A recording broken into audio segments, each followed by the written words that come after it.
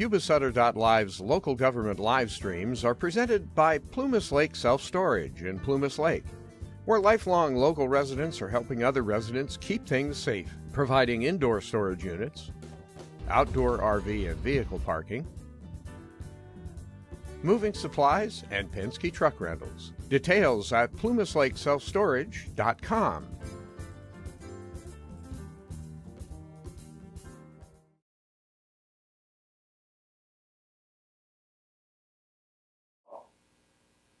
Mr. Johnny Bird, we'd like to do our invocation. Through the chair. Do we have to do a roll call?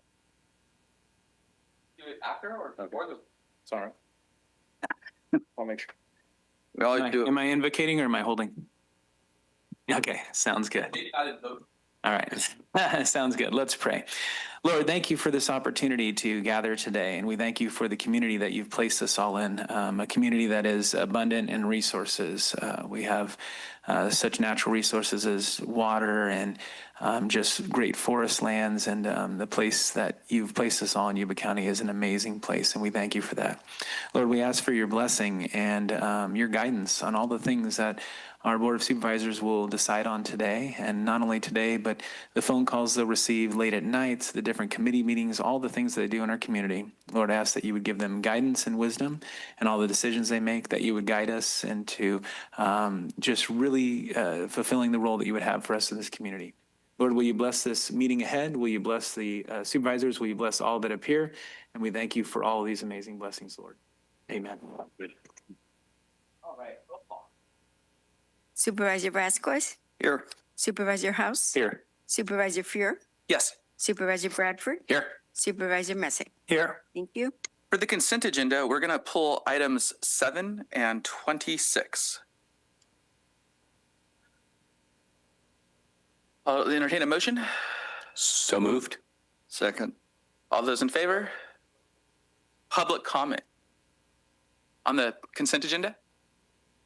Seeing none? All those in favor? Aye. Any opposed? Motion carries. And then do we want to do 7 and 26 when we get to county departments? So we will move to special presentations then. And Johnny, you're up again.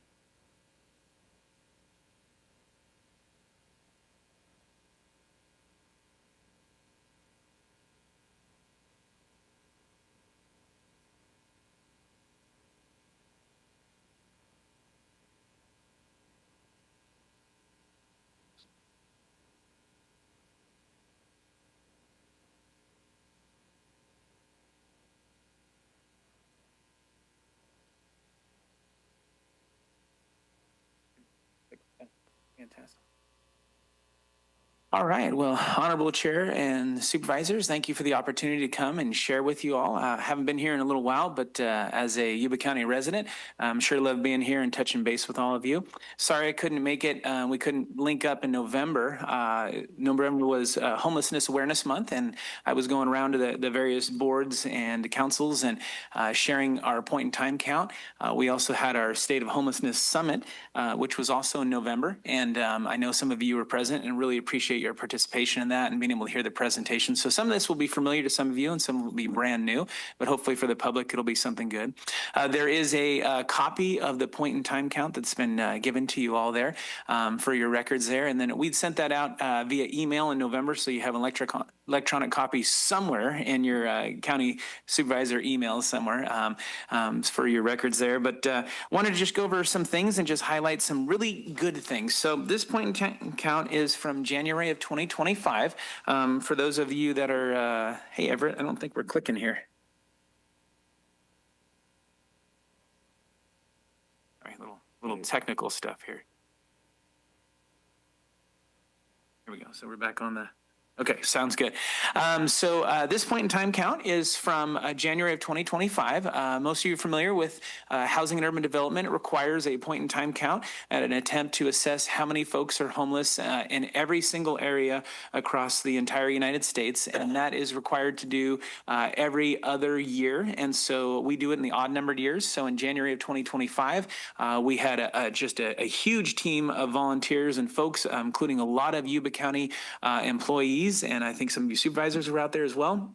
to go out and perform a short survey on folks that were experiencing homelessness, whether they were unsheltered or in a shelter or fleeing domestic violence. And so these are numbers from that January time period. After we do that, there's a lot of inputting and cleaning up of our data to make sure we don't have duplicates and all that stuff. Then we submit to HUD. And last year was an exciting year for HUD, so we didn't get response back for a long time.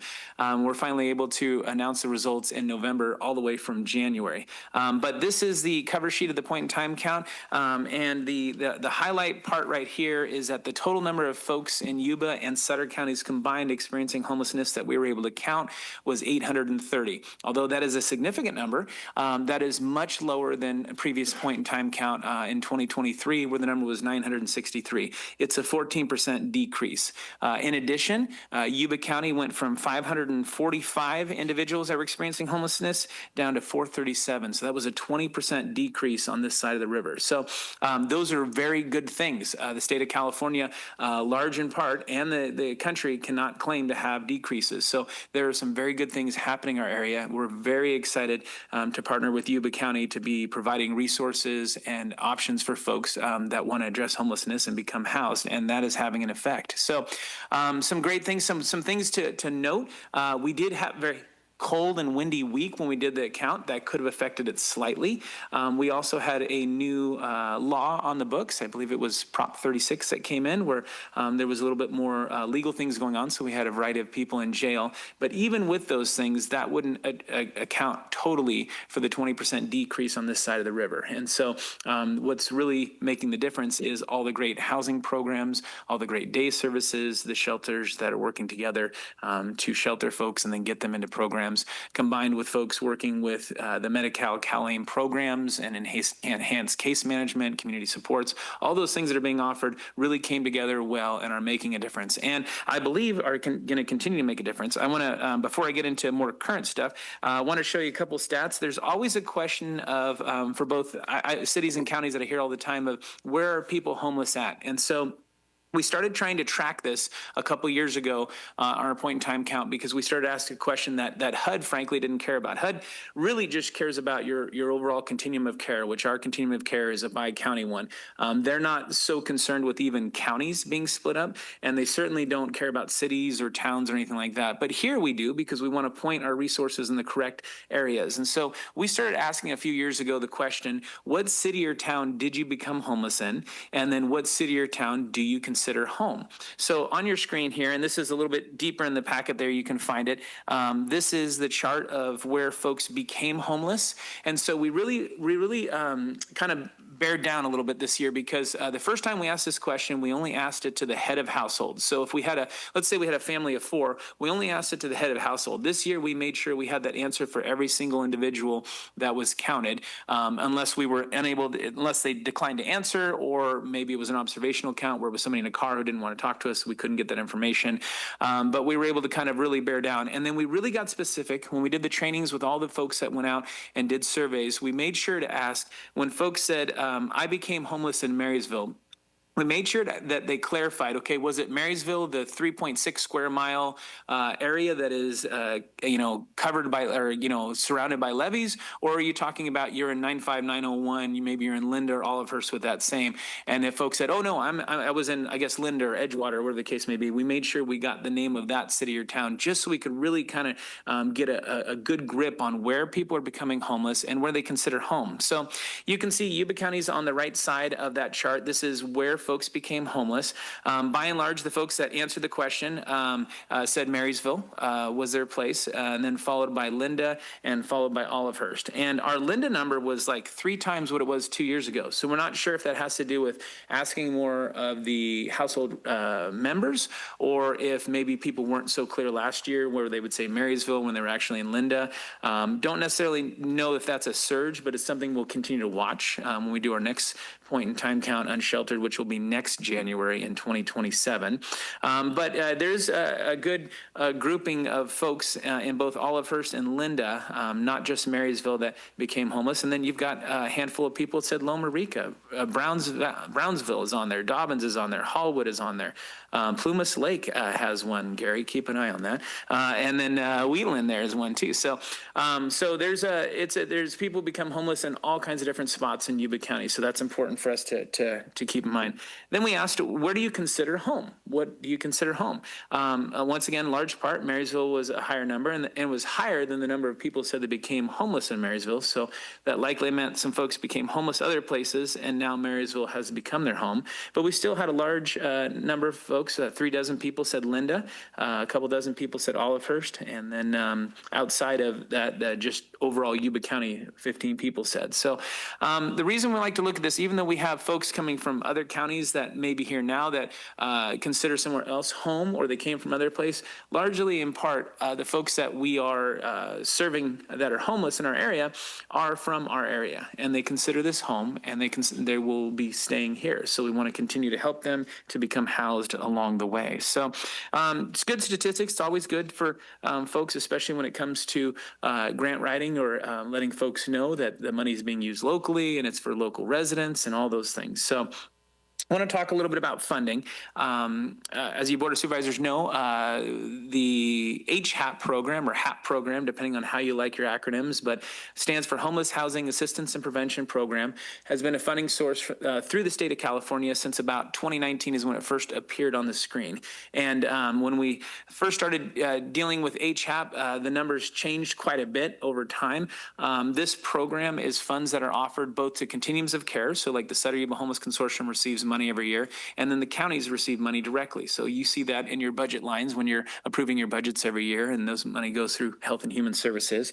But I wanted to show you a chart of HAP funding since its existence and what we're looking at for the future, because this is very important. As we've made some strides in homelessness over the last several years, we want to continue to make those, but we're going to have some challenges in the future. This is the primary funding source for our area for addressing homelessness, and it is rapidly changing and going to be a very difficult in the future. So you've got Sutter County, Yuba County, and the Sutter Yuba Homeless Consortium. Those are the amounts that each of us has received over each round of the HAP funding. When the program came out with HAP 1, it was a big deal. For the Homeless Consortium, we received almost $850,000. That was a large grant. It was our second largest grant that we had ever received at the time, second only to the HEAP grant that was a couple years before that. And there had been a KESH grant in between that had 2 rounds that were a little lower, but all of a sudden this HAP is like, wow, $850,000. And we thought really it was going to be kind of a one-time thing or going to be going away, because the next year when HAP 2 came out, our amount was less than half of that. It was $401,000. So we thought that this program was on its way out at that point. But at that same time, and this is right around 2020, 2021, homelessness was increasing in our area. It became a priority of the governor and our state legislature to address this. And so they started funneling a lot more money into the HAP program. That was also the time when California had a lot of money. We had things called surpluses, which no one can remember anymore because we don't use that word at the moment, right? And so all of a sudden, everything ticked back up with HAP 3 and HAP 4. And for the consortium, we received over $1 million. Yuba County received almost $600,000 with HAP 3. Then the next funding round, HAP 4, the consortium got $1.45 million. Yuba County, $876,000. Things were looking very good. It looked like this was going to be a program that was going to be year over year, and additional funds would come in. And we've been using that money to do all kinds of things.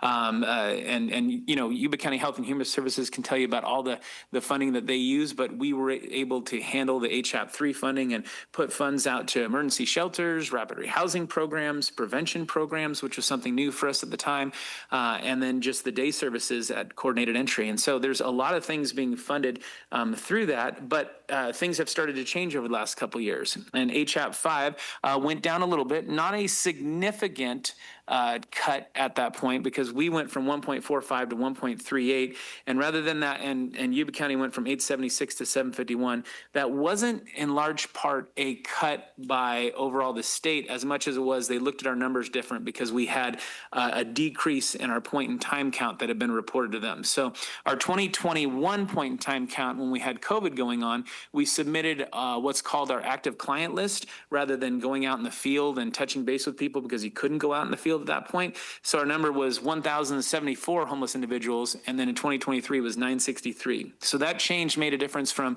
HAP 4 to HAP 5. And the funding amount that the state gave us because they were still funding the whole program statewide at $1 billion at that point. And then with HAP 6, they dropped down to $760 million statewide. And so you can see those numbers.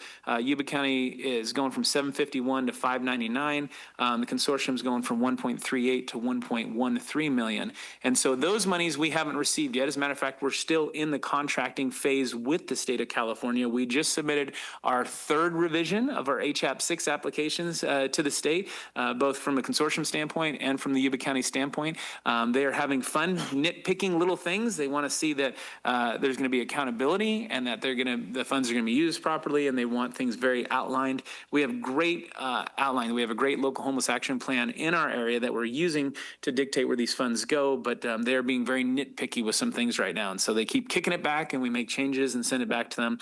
We're hoping that this will be the last change that we just both submitted this last week, and then we'll be able to get in the contracting phase and start to allow these funds to be available. We do know that an HAP 7 is coming. Last year's budget did not include HAP funding, but after the budget was passed, the legislature passed an assembly bill to secure and guarantee that there would be HAP funding in this year's state budget. That'll be coming out in June. And so they locked in that there would be $500 million. So 2 years prior, the HAP program was $1 billion for the state. Then with HAP 6, it went down to $760 million. Now HAP 7 is going to be $500 million statewide. In addition, by the time we go into a contracting phase, now this still needs to be approved with the upcoming budget, but it's supposed to be locked in. It's supposed to be untouchable because it was passed in an assembly bill. So I think it would take another assembly bill to reverse that, and it doesn't seem like there's any push for that. So we believe it's going to happen, but there also doesn't seem to be any push for any additional funds over that $500 million, which is a significant amount of money, and we're very much looking forward to it. But what will happen is when the state budget is passed, and then we start going into contracting next year for HAP 7, they will be looking at our most recent point in time count as part of one of their determining factors for the amount that'll come to our area. So we just had a 14% reduction in our bi-county area, 20% reduction in Yuba County. This is great things. And so the state's going to look at us and say, we're going to give you less money because you have less homeless people to assist. So what I have on there is HAP 7 estimated numbers. This is based on the program dropping to the 500 million level and also our point in time count numbers, which are a great thing, dropping as well. Instead of rewarding you for success, they kind of penalize you because they say that, well, you don't have as many people to assist, we'll give you less money, when in fact we've been assisting people and doing well. So we are looking at a significant decrease next year in funding for our area for homeless services. So what is that going to mean? Well, we're going to need to really utilize those funds and maximize them. We're going to have to find some alternate funds to supplant things, and we're going to have to hopefully not close any additional programs, but it's going to be tough. People are going to be scrapping. So I think it's important for all the boards and councils to know about this ahead of time. As you're making funding decisions over the next year, you'll be called upon to make decisions about funding for homeless services and whatnot, and realize that in 2 years, when this funding hit, there's going to be a significant drop in our area if we can't find additional funding. So wanted to make sure everybody knew that, not to be doom and gloom because there's great things happening, but we're going to need to keep a close eye on things and continue to support the programs that are making a difference. So with that, one of the things that the HAP program now has is some serious accountability measures, and they have these system performance measures that they are rating every area in California on. There's 7 of them specifically that they're looking for. I have 6 on the screen because, frankly, one of them has a accounting problem in the system the state of California has recognized and they're trying to fix, so we're not really looking at it right now. But these are the 6 things that the state is now going to judge us on to make sure that we receive HAP funding or we receive the second half of whatever the round is. So when we're talking about HAP 5, which is we've just received the funding, we're going to have to show the state to receive the second half of our funding that we have made progress in one of these system performance measures. And then for HAP 6, we're going to need to show continued progress and improvement to receive the full amounts that they've already allocated to the areas. So we have some good news here as well. You're looking at calendar year numbers. These are reported to us by the state of California. We upload what we call our homeless management information system information to the state system, which is called the homeless data integration system. So we go, so SYHC goes to HMIS to HDIS for the state of California, and the acronyms continue, right? But they look through our numbers and they kick them back down and they say, okay, here's your numbers for the year. And you can see that in the calendar years 2020 through 2024, we had a dramatic increase in the total number of people accessing services. So we talked about a point in time count a few minutes ago. That's the number of people that we can find on one day in our area. But there's more than that throughout the course of the year. You have folks coming in and out of homelessness all the time. I liken it to like looking at a ocean wave coming in. When you go to the ocean, you see the waves rolling in, you see the waves rolling out. It's the same thing. People enter into homelessness and they exit out into permanent housing. And so this is constantly changing and people are constantly coming in and needing services. So it's far more than the 830 that we counted in January. As a matter of fact, in calendar year 2024 for our bi-county area, it was over 3,300 people. Now, that's an alarming number, but some of you are very familiar with that, because that's 4 times what our point in time count is, which is about average. Theoretically, you're flipping people over from homelessness to housed every 90 days, hopefully faster if you do it well. But our number went down from calendar year 2023 to 2024. Even though it's significantly higher than when they started tracking these numbers, it has shown an improvement, and we anticipate an improvement for this last calendar year we just exited. However, we won't have the numbers for several months because we upload to California, they do their thing, kick it back down to us, and we'll see how they look at our numbers. New to homelessness for the first time raised up during that same time period, but it went down in calendar year 2024 as well. So that's another thing that we improved on that we can show the state of California we're making strides. And basically that is a result of putting funds towards prevention, trying to keep people in housing before they become homeless. So that's one of our priorities of our local homeless action plan, and we'll continue to fund those as much as we can, because keeping people in housing is far cheaper than them becoming homeless and then trying to get them back into housing again. The average length of time someone remains homeless peaked at 111 in 2022, then it went down in 2023 to 105 days, and last year calendar year was 97. Another good thing. So we're doing good on our SPMs for the state of California. This is good news that we will receive all of our HAP 5 funding and likely all of our HAP 6 funding. The number of unsheltered persons, they base it on your point in time count, which you're locked into. So our last number for them was 682, but our number that's going to be posted soon will be 528 for unsheltered folks. So another win there. And then the number of people exiting homelessness to permanent housing, we hit a high in 2023 of 981 people throughout the year who got housed. It went down last year. This year, we're tracking a little lower than that. This number is always tied to new housing development projects. Whenever a new project is opened, all of a sudden you have 50, 60, maybe 100 new units, and you have a surge of people getting housed. And so we did not have any new projects, large projects especially, that opened in 2024, and we really didn't in 2025. Next year we're going to have a couple on the other side of the river. We anticipate some here in Yuba County also, so hopefully that number will go up. But the good thing is that we are looking at some improvements in at least 4 solid areas of the state of California that'll secure our HAP funding in rounds 5 and round 6, and then we'll have to see what happens with round 7. So some more good things to know, some good things coming up. Another good thing is looking at the number of people coming in to access services. That number has reduced in the last year as well, significantly last year. So on the screen there is both Yuba County and Sutter County numbers for the coordinated entry sites, which also includes the HEART team, by the way, which through Sutter Behavioral Health goes out and does intakes in the field. These numbers are included. So in bold is Yuba County numbers. So Life Building Center and any mobile services for intakes. We saw in calendar year 2021 a high of 1,641 new intakes of folks, or total intakes of folks that were new or returning. that became homeless, and that dropped to 1051 in the calendar year. So that's a significant drop of the number of folks coming in. This does not mean that people are not coming in. They're still coming in, and the HEART team is making great connections with people out in the field if they're not coming in. It's just a reduction in our area of folks becoming homeless or returning to homeless. On the bottom, you see the prevention intakes. We had a great 2 years of prevention intakes. They went down a little bit last year. It's kind of hard to figure out why they went down. Not exactly sure what would have triggered the change, except that our overall, our economy seemed to stabilize more in 2025.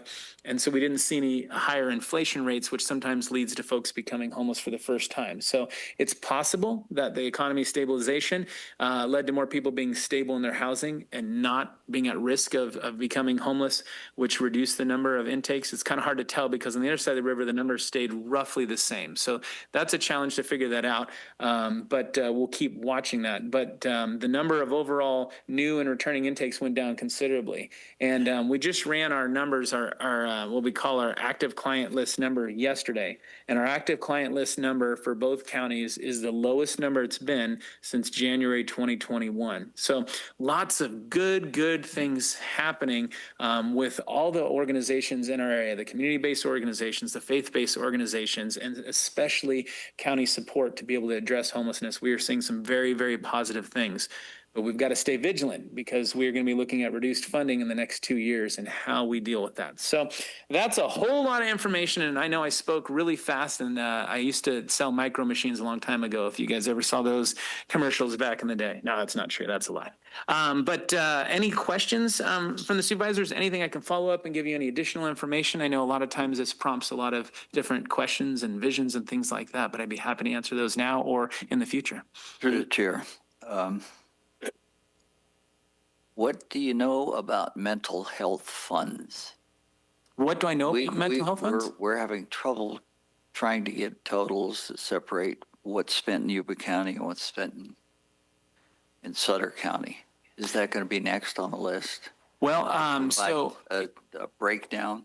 Yeah, if similar to what you did. So I don't have that information. I actually couldn't tell you the split of mental health funding. I don't know if HHS could answer that, but I can tell you that in a couple weeks at our monthly stakeholder meeting, Sutter Yuba Behavioral Health is going to be giving a presentation on the Behavioral Health Services Act and some upcoming funding changes and what it's going to mean to our area. And it's probably going to answer that question. And so that is going to be on Thursday, I believe the 12th. I don't have my calendar on me, but our next stakeholder meeting, it's going to be by Zoom, so you can watch it from wherever. And so they will be there to present. And I think that might answer some of your questions, Supervisor Vasquez. Thank you. Through the chair. I just want to start by saying thank you for keeping track of all this, right? In a state where we have no accountability for homelessness, it seems like we're holding ourselves at least to a high standard of accountability. So thank you for that. I just had a couple questions. When somebody says they're from another county or they decline to answer where they're from on the point in time count, do we have any programs in place like some of the other counties do where they have like the return home program where maybe we could spend some of the money to find out where they came from and maybe get them back to their home county? And then, I mean, not as like a punitive thing, but like an option, because if they're here out of crisis and they're claiming somewhere else's home, they might want to be there. But it might also help our numbers too for showing progress in people returning to housing, because if they're not if they're no longer receiving programs assistance in our county and they're not here, I think that would qualify it as they've been returned to housing or left the system locally, right? Yeah, so we don't have a specific program. There's really, I don't know if you could actually even fund it. You might be able to fund it through the HAP program, but we do have a couple local churches that will pay for people to go home on a trip if it's reasonable. If it's all the way across the United States, sometimes it gets pretty cost prohibitive. When those opportunities come at the Life Building Center, if someone presents and says, hey, I'm stuck here, I just want to go home, this is not where I'm from, or it's not working out here. What the staff will do over at Life Building Centers, they will contact whatever area that person's going to make sure there's a stable place for them to land. And so we funded, but just really handfuls over the year, maybe 10 to 15 last year, not a large amount, because typically when folks want to go back somewhere, they fled. I don't know if fled's the right word. They came back in this area, or they came to our area because things weren't so good over there. So they don't have a place to land and be successful. And so we won't send somebody back. We won't just move our homelessness out. So I give you an example. I had a guy who came to me not too long ago. He was in Arkansas at some point, and he was staying at a shelter there, and that shelter had like a work program that he was a part of. He never got any gainful employment. He failed out twice out of their program. Somehow he got here, and he wanted to go back, and he wanted to stay in that shelter. So I contacted that shelter supervisor. I was like, hey, this guy's coming back. Do you have a bed there for him? He wants to join your program. They said, well, we might have a bed when he gets here, but we're not going to secure one for him. And he's already failed out of our program twice. So if he gets here and there's a bed, he can come in, and then we can try again. So we didn't send him back because we felt like we were just shipping, even though he was from there, we were just shipping a problem out to somebody else potentially. And so it'd be better for him to continue to work with case managers here to find something more stable. But oftentimes we'll have, I had a very unusual situation last year. Lady came into coordinated entry. She'd never been homeless in her life. She was in her 60s. She was living down in Southern California with her mom, who was in her 80s. She moved here because her son lived here just a couple blocks over from the government center here. And she wanted to establish a closer relationship with her son and her grandkids.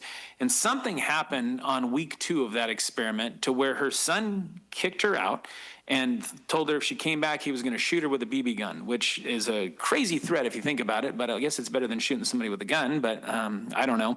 So she didn't know where to go. She comes to Life Building Center. I'm homeless for the first time in my life. I have nowhere to go. I'm stuck here now. And so they explored a little bit. Where'd you come from? And they said, well, can you go back home? And she said, well, I think so. My mom really liked me there. So we contacted the mom, and the mom said, absolutely. She was a big help to me. I'm in my 80s. She helps out a lot, and there's a room here for her. She can have. So we paid that ticket to send her home to have some success, because there was a place where she was going to be housed permanently. If we can't guarantee someone's going to be housed permanently, we won't just bus them places. And whenever people get dropped off here, which is pretty few and far in between, I try and chase those down to find out who sent them, to let them know we don't do it to you, you don't do it to us. If somebody's there and stuff. So yes and no. Do we have a program? Not an official program, but we have partners that are willing to help out and assist in that. Okay. I just would like to see that number shrink, like when we're talking about things that could shrink. Yeah, and that number can be very deceiving. So 2 things on this. The slide that you're looking at where there's like, I don't know, 100 or 120. So we do when we do a point in time count, we do what's called an observational count. So if I'm in the river bottoms and there's a tent there and the tent's zipped up and there's 2 bicycles out front, and we knock on the mud, hey, are you there? We'd really like to get some information for you to try and bring some resources to our area, get some statistics. And people are like, go away. It's like, you can't really open their tent and force them to talk to you. But if you can make out in the shadows, there's 2 individuals in there. Then on our observational count, we have 2 individuals, likely 1 male based on the voice, don't know the age, we don't have a lot of stats. They're going to fall in that category. So observational counts, I think we had between the 2 counties between 70 and 80. So it doesn't necessarily mean that people were from out of area. They might have been here. We just don't know. And then some people didn't want to answer because, frankly, by the time you get down in that survey, some people start real excited to talk to you, and then they realize they're not getting anything out of it by the end of it, and they kind of shut down, so you don't get a lot of information. But our numbers that come through coordinated entry on a monthly basis, we do our regional report that we present at our stakeholder meeting each month. And of the folks that come in and do an intake that are new to homelessness, the number is typically 15% or less that are from out of area month over month. Sometimes it's as low as like 5%. Occasionally it's spiked around 20%, but typically it's about 15% that come from out of area. But when you go a little bit further in the conversations with those people, they may have been from out of area, but they came here for some reason. And usually it's a familial tie. Like, they came like that example I gave you, that lady, she was on her intake, she was out of area. But she came here because she had family here. And a lot of times people come back to this area because they grew up here or they have family here. And so we don't have a big problem of people coming here for services. And then when we do have opportunities to send them home if they have a good place, we try to maximize that. Okay. All right. Well, you know where I stand on this one. Sure. Yeah. I just would love to see us help our local people as much as possible. So if if we could shrink the number coming in, it would be great. I know it's kind of out of our control, but And one of the good things too, when it comes to permanent housing, regional housing, if I could speak to them for a second, when folks put in for what people call Section 8 vouchers or housing choice vouchers, there is a preference point if you are local to an area. They have to, because they're a federally funded program, they have to take applications from everywhere across the United States.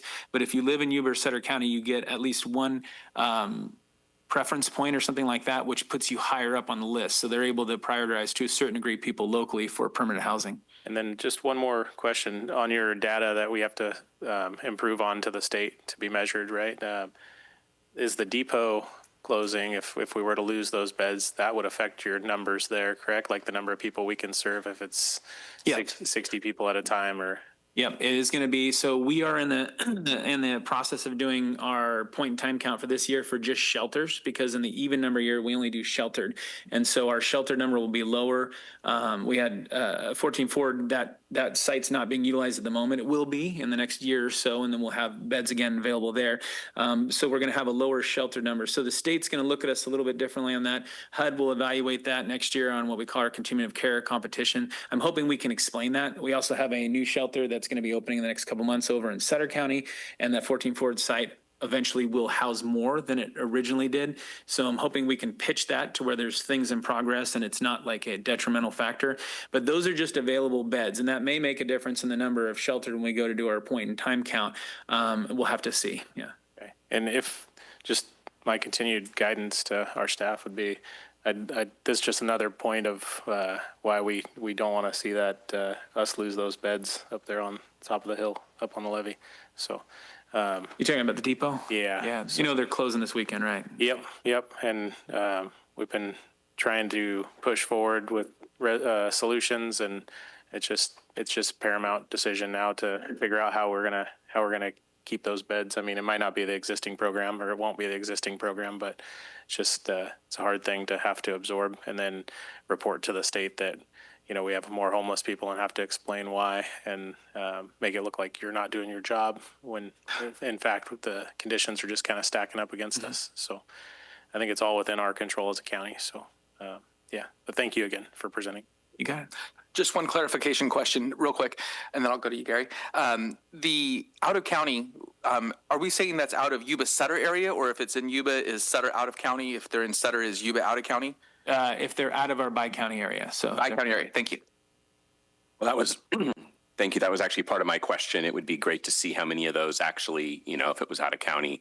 If it wasn't the case, what Seth just asked, you know, that maybe we're from Sutter County in our count, and in their count we're from Yuba County. Gotcha. Since that's still, you know. people do migrate across the river pretty Right. pretty easily back and forth and stuff. Yeah. And so, but And then, so that was the only question, but then just thank you to the consortium and all the partners that you guys work with around the community, and to HHS and our law enforcement for all the work that is done every day with this population. So thank you.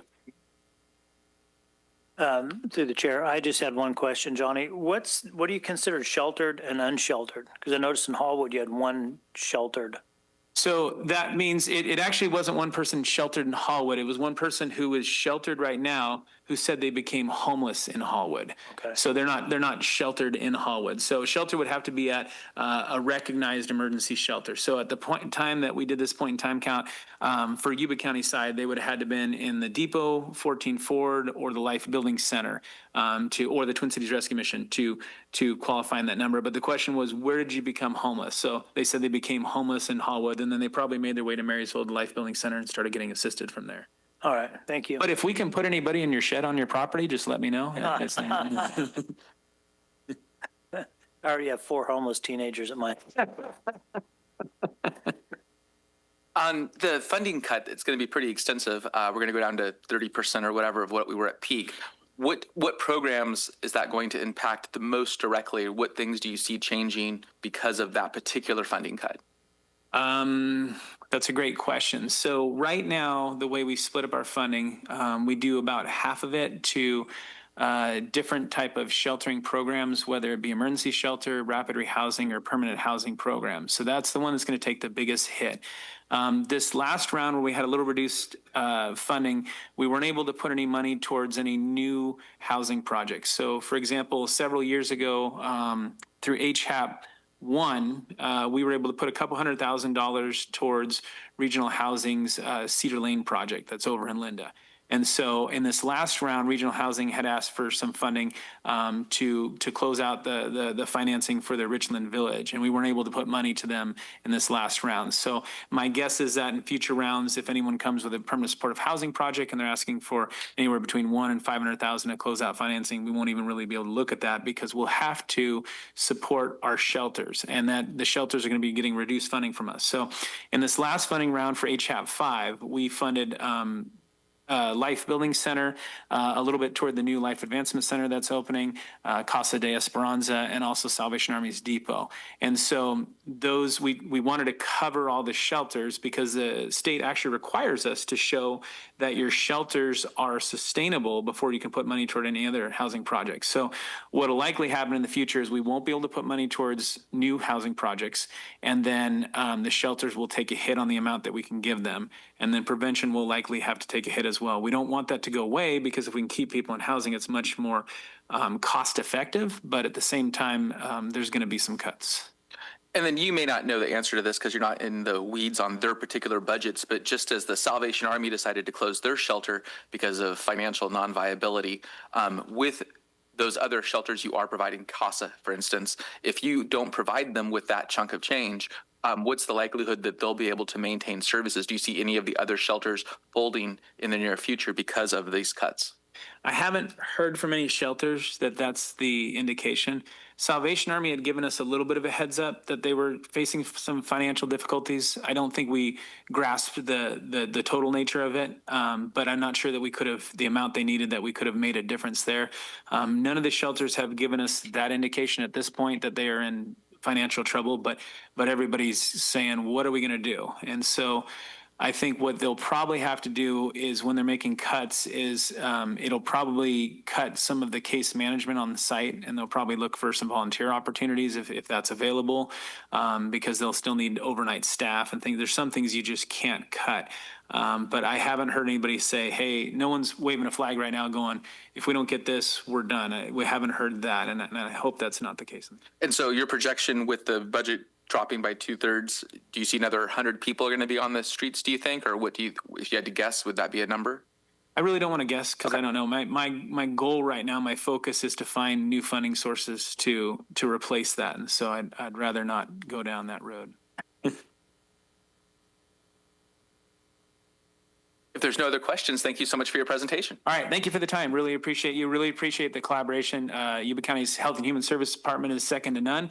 I say that on the other side of the river also because both of them are fantastic, great partners to work with, and the care for people is unmatched. When I go around the state, and I was just at a convening of all the continuums of care nationwide, I sat in a room with folks with big organizations with dozens of millions of dollars a year in funding.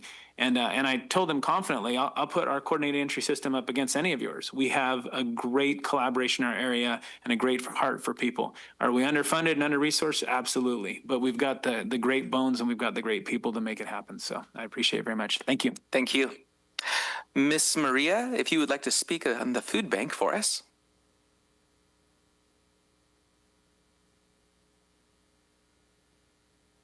No, I'm going to do my slides and then when I'm ready for the video.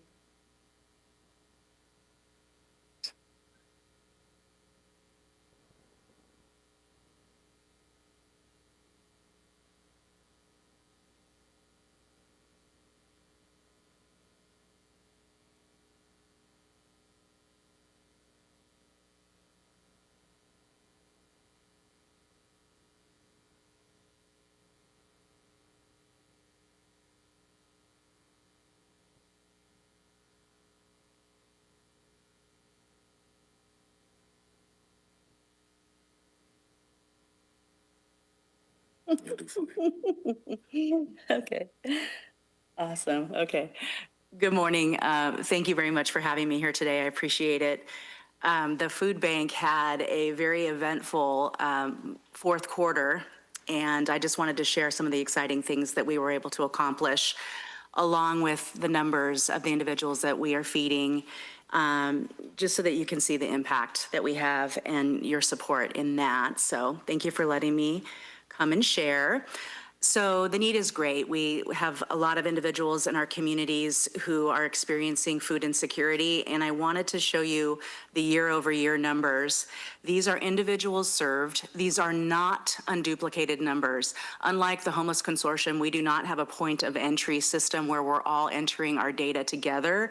Rather, the food bank serves individuals directly, as do our 60 other partner agencies. They provide their numbers, and then we provide ours, and we conglomerate them. A lot of our the people that we serve are visiting more than one food distribution in a month's time, and they are also visiting more than one pantry. So these numbers are not unduplicated. However, it's pretty amazing the amount of food touches, if you will, that we are making. So from 2022 to 2023, we had a 79% increase in individuals served, going from 152,000 all the way up to 272,000. You can see the next year from 23 to 24, we had a 55% increase in individuals served. And then from 24 to 25, a 14% increase. So the need is great. We're hoping that it kind of levels off here because it's getting difficult to meet the need. So I thought you would want to see Yuba County stats by themselves. This is 2025 stats. A little over 95,000 households were served in Yuba County and 191,000 individuals served. And then the total pounds of food distributed to Yuba County, 1.5 million, which is the equivalent to almost 1.3 million meals to individuals living in Yuba County.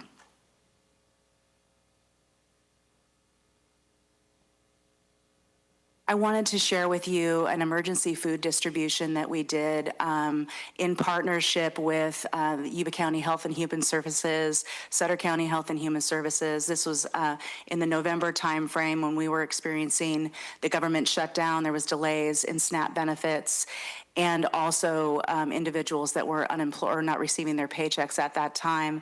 So we all rallied together for an emergency food distribution.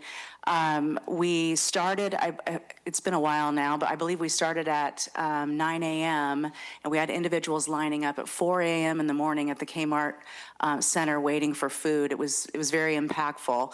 We served over 2,000 individuals, 650 families in a very short amount of time. I have a video I just wanted to show to you, if you will indulge me, and I will ask for technological help.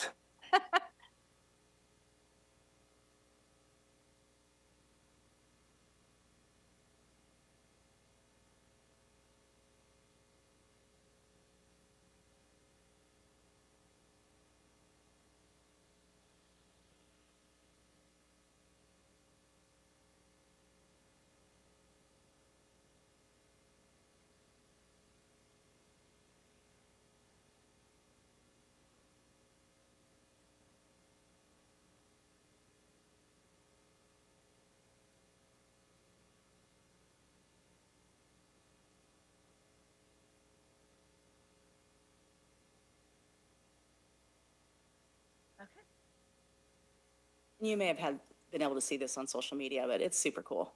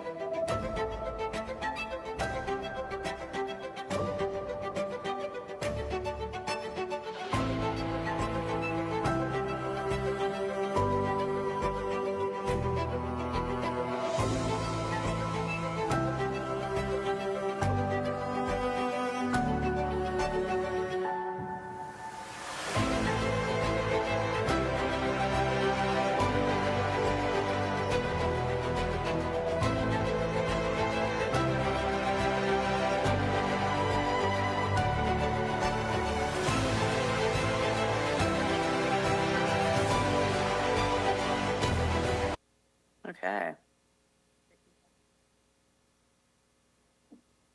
So it was awesome because, well, the governor appointed individuals and to food banks because they knew that people were going to be in a difficult situation.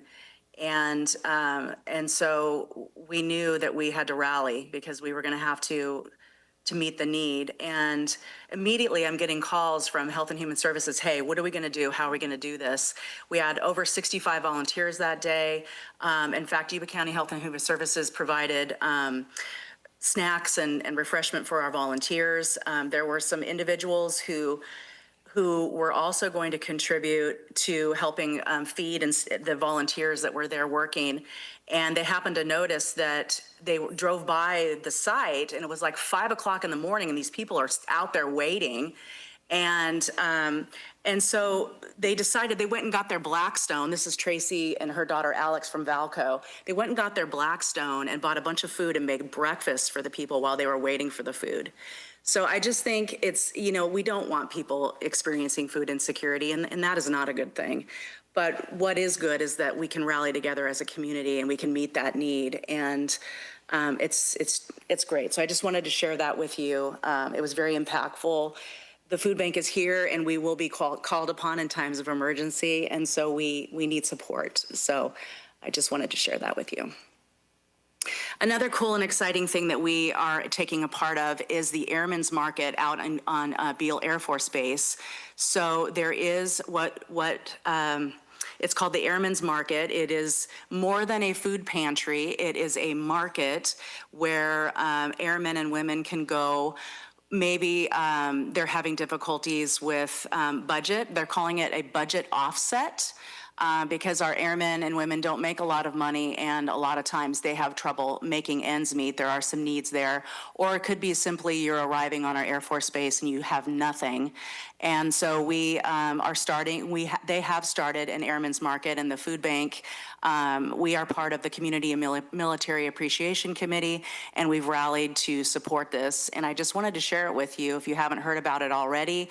These are some pictures of we raised some funds to get it started. These are some pictures of the site. It used to be a pizza place out at Beale, and now they're turning it into an Airmen's Market, which is super exciting. And then we always provide turkeys to our airmen, and we provided 300 turkeys, which was super exciting. And this is the Airmen's Market map. It has marketing. It's very cool.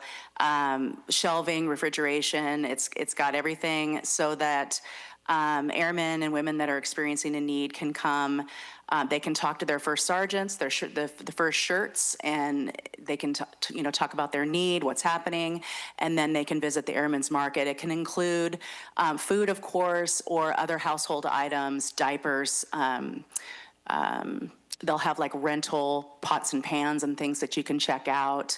It's really exciting because we do 2 food distributions out at the base, and there's an incredible need. The folks out there do have a need. So we are super excited to participate in the Airmen's Market. The city of Yuba City and Sutter County have both contributed money to this effort through the food bank so that we can continue to sustain this because they do not have a budget to sustain this Airmen's Market. So they're going to rely on community efforts.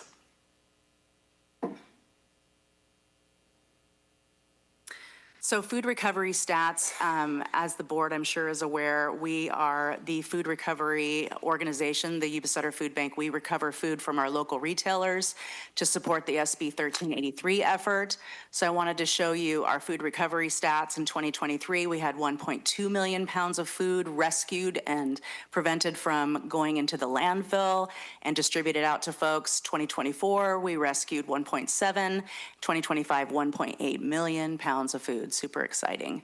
And we are receiving support and collaboration with the Regional Waste Management Authority, which is super exciting.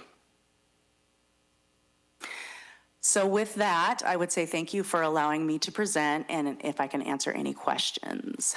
Through the chair, do you also get any figures from local churches that run food supply? Yes, sir. These numbers include local church pantries that the food bank partners with. Yes. Yeah. Through the chair. First of all, just thank you for the continued efforts. And I know it was a big milestone last year to get some things passed at Regional Waste to Yes, for be sure. able to get the food recovery portion paid for. Yes. Which was a huge deal. It's beneficial for the county and for the local businesses to be able to keep prices low, things like that. But on the household served, that's duplicated numbers, right? Correct. Okay. Numbers are going to be duplicated until maybe someday we could come to a point where we would have one data Yeah. So it's system. probably 20,000 houses, 3.5 times or something. I couldn't tell you, Rennick. Okay. Probably. Something. Yeah. All right. Just wanted to make sure that's how that read, because it reads there that we have 95,000 Yes, houses. yes. And that's why I have to say that it is unduplicated numbers. And a lot of our folks are visiting those church pantries and being counted, and visiting our food distributions and being counted, probably more than once. How long? I know we had the small. It was a the government shutdown was longer for federal employees, but for interruption of services for SNAP and CalFresh and all that stuff. How long was that delay, or were we just preventatively having that food distribution ready in case it was longer than what we expected? There were folks that had just applied that didn't receive their benefits, and then there were people that received partial benefits, and then a lot of it was preventative. And I think that there was a lot of fear because of the way it was being covered. Okay. And so I think a lot of it was that. And then I couldn't tell you the exact numbers of who was delayed and how much. And I think that that's coming up again as far as the benefits go and what that's going to look like. Okay. Well, just thank you for being ready. Yeah, That. for sure. Through the chair, just thank you for to you and all the volunteers, and I love that you call it the recovery program that food is rescued. So Yes. I just thought that was great. Yes. Thank you. Well, through the chair, I wanted to thank you too, and I want to thank you for your distributions up in my district, up in the hills. It's been great. And then I also wanted to ask you, I thought I got invited to a food pantry fundraising dinner. Is that coming up? Because this would be a time for you to sell it. Oh, yeah. So we do have a fundraiser dinner on February 6th, and we've sold out. Oh, you're sold out. So, yeah. But if you want to come, we'll make it happen. I'll be there. I plan on being there. I'm not gonna not deny you there. I did want to say thank you to each and every one of you, because I think I might have called most of you asking for help with locations of where we can hold our food distributions. You've been incredibly helpful with that, John. We finally got it worked out in the foothills, and Olivehurst, thank you, Olivehurst Little League, and now we've got everything dialed in with Wheatland, which is great, because when we serve folks, when the food bank when we do our food distributions, there's a lot of cars, a lot of traffic, a lot of people, and so I appreciate you, because whenever I need help, you guys are always there, and I appreciate the support. So thank you very much. No other questions. Thank you so much. Thank you. And thank you to you, Seth, for being on our board for all those years. We appreciate it, all the help that you've given us.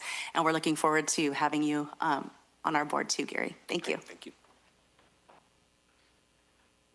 All right. Mary, we'll do public communications. Yes, any person may speak about any subject of concern, provided it is within the jurisdiction of the Board of Supervisors and is not already on today's agenda. The total amount of time allotted for receiving such public communication shall be limited to a total of 15 minutes, and each individual or group will be limited to no more than 3 minutes. Prior to this time, speakers are requested to fill out a request to speak card and submit it to the clerk of the Board of Supervisors. Please note, no board action can be taken on comments made under this heading. And through the chair, we do have 3 cards and no one on Zoom. Excellent. If you would proceed to call them. So the first person we have is Tony Farley. They're laughing. Tony Farley, Northview City, 1298 Will Creek Drive, Northview City. Thank you, Chief Saxon, Commissioner, for his service. Thank you, County Council Janet Bennett, North Majority, for his service. Thank you, Seth Fuller. He also has a majority degree. Thank you for his service. Super Stallion, Doug Moffa Italian horse, mask. And Gary Bradford, the Cap Bam. In April, type in the full cost cap, please, okay? The full cost of it. the Pro Sacramento region. I like that. Team Sacramento, Team Sacramento region. That's great bad for me. Supervisor House, a big fine house. And Eddie Vasquez, the Marine Corps Reserve Deputy and VW. Hoorah, hoorah. And Johnny Johnny over there. And Sheriff Anderson, Under Sheriff, YCPD Sergeant. And Rachel Rest, thank her for her service. Thank you, Rachel Downs, for her service for Plug Works. Thank you, Dr. Lill, Baltimore, John Hawkins, but not Harvard, right? Thank you, Jennifer, and thank you, Jeremy, of the code enforcement, and thank you, Danny, Danny. Thank you for your service. I appreciate it. Next person we have is Judy Mann.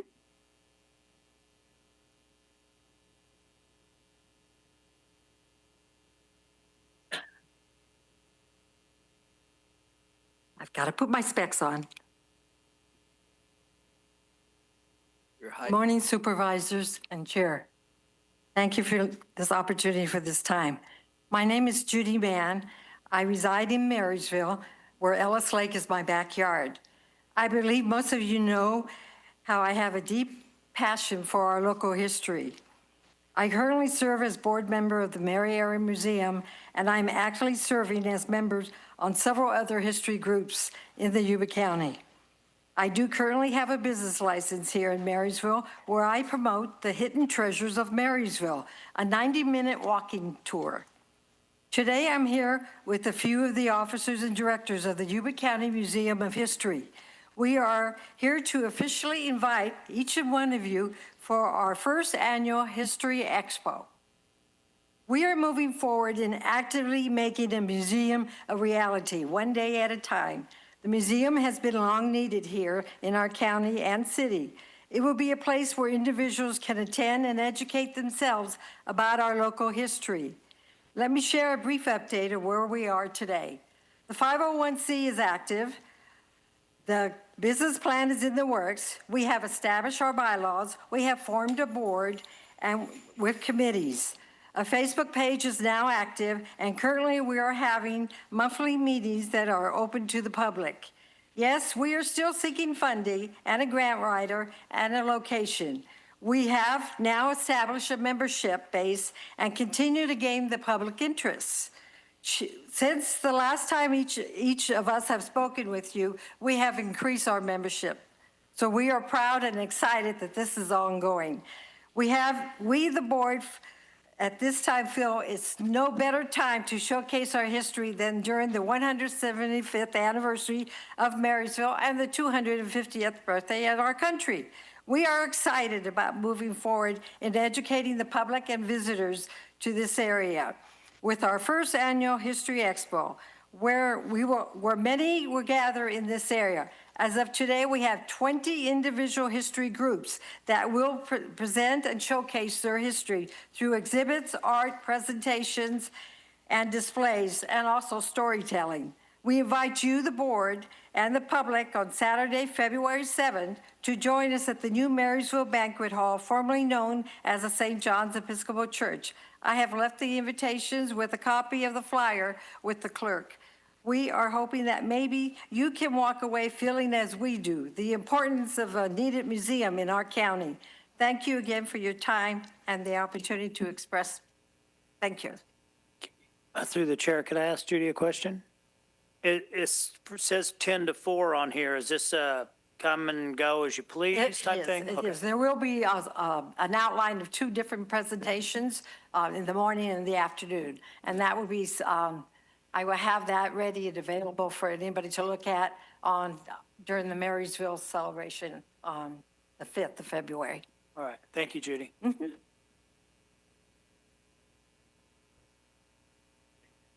Next person we have is Aaron Kask.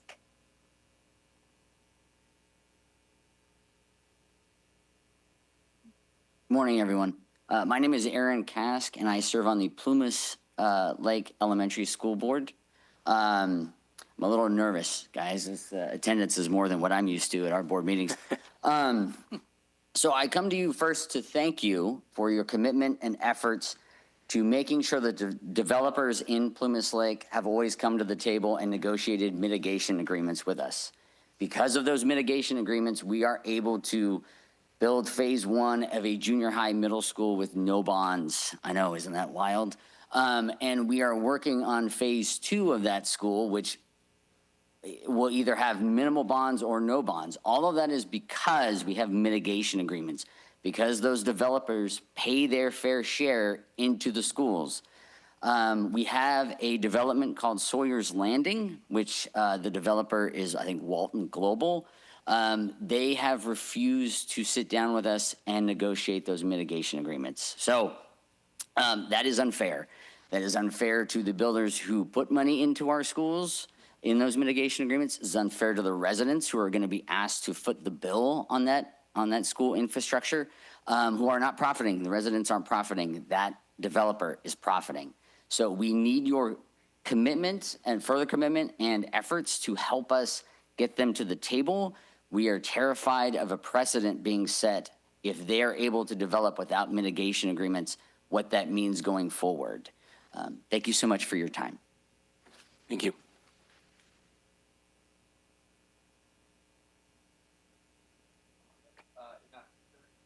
I'm sorry. Now, can you hear me? To have Lee or Perkins speak on that, or would you guys prefer to wait and give us a little more of a report later?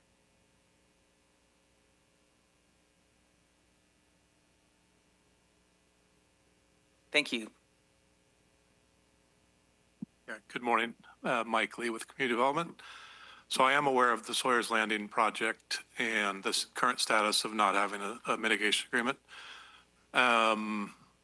The map for that project was approved the tentative map was approved a long time ago.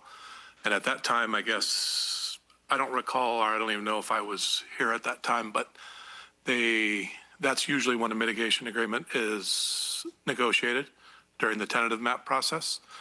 So the project has conditions of approval for them to be able to record a final map. And the mitigation agreement is not one of those conditions.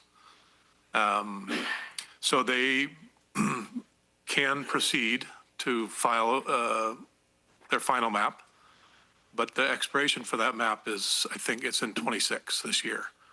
And for them to final their map, they either have to build their subdivision improvements or bond for them. So they are currently in a decision phase, I think, where do they want to invest the money in the infrastructure without having a actual developer ready to buy the project or not. So if they don't record their final map and it expires, obviously they'll have to start all over, and then there will be an opportunity to negotiate that. The other development option for them would be to pursue a development agreement before the map expires, and that's a negotiated contract with the county.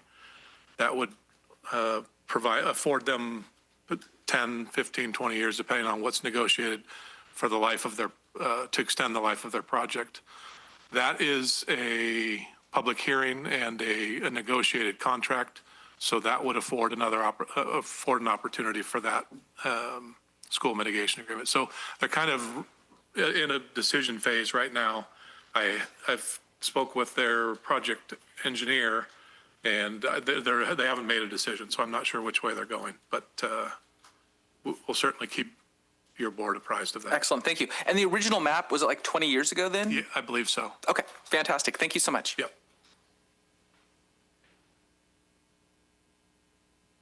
All right. If there's no other public comment, we will move to county departments.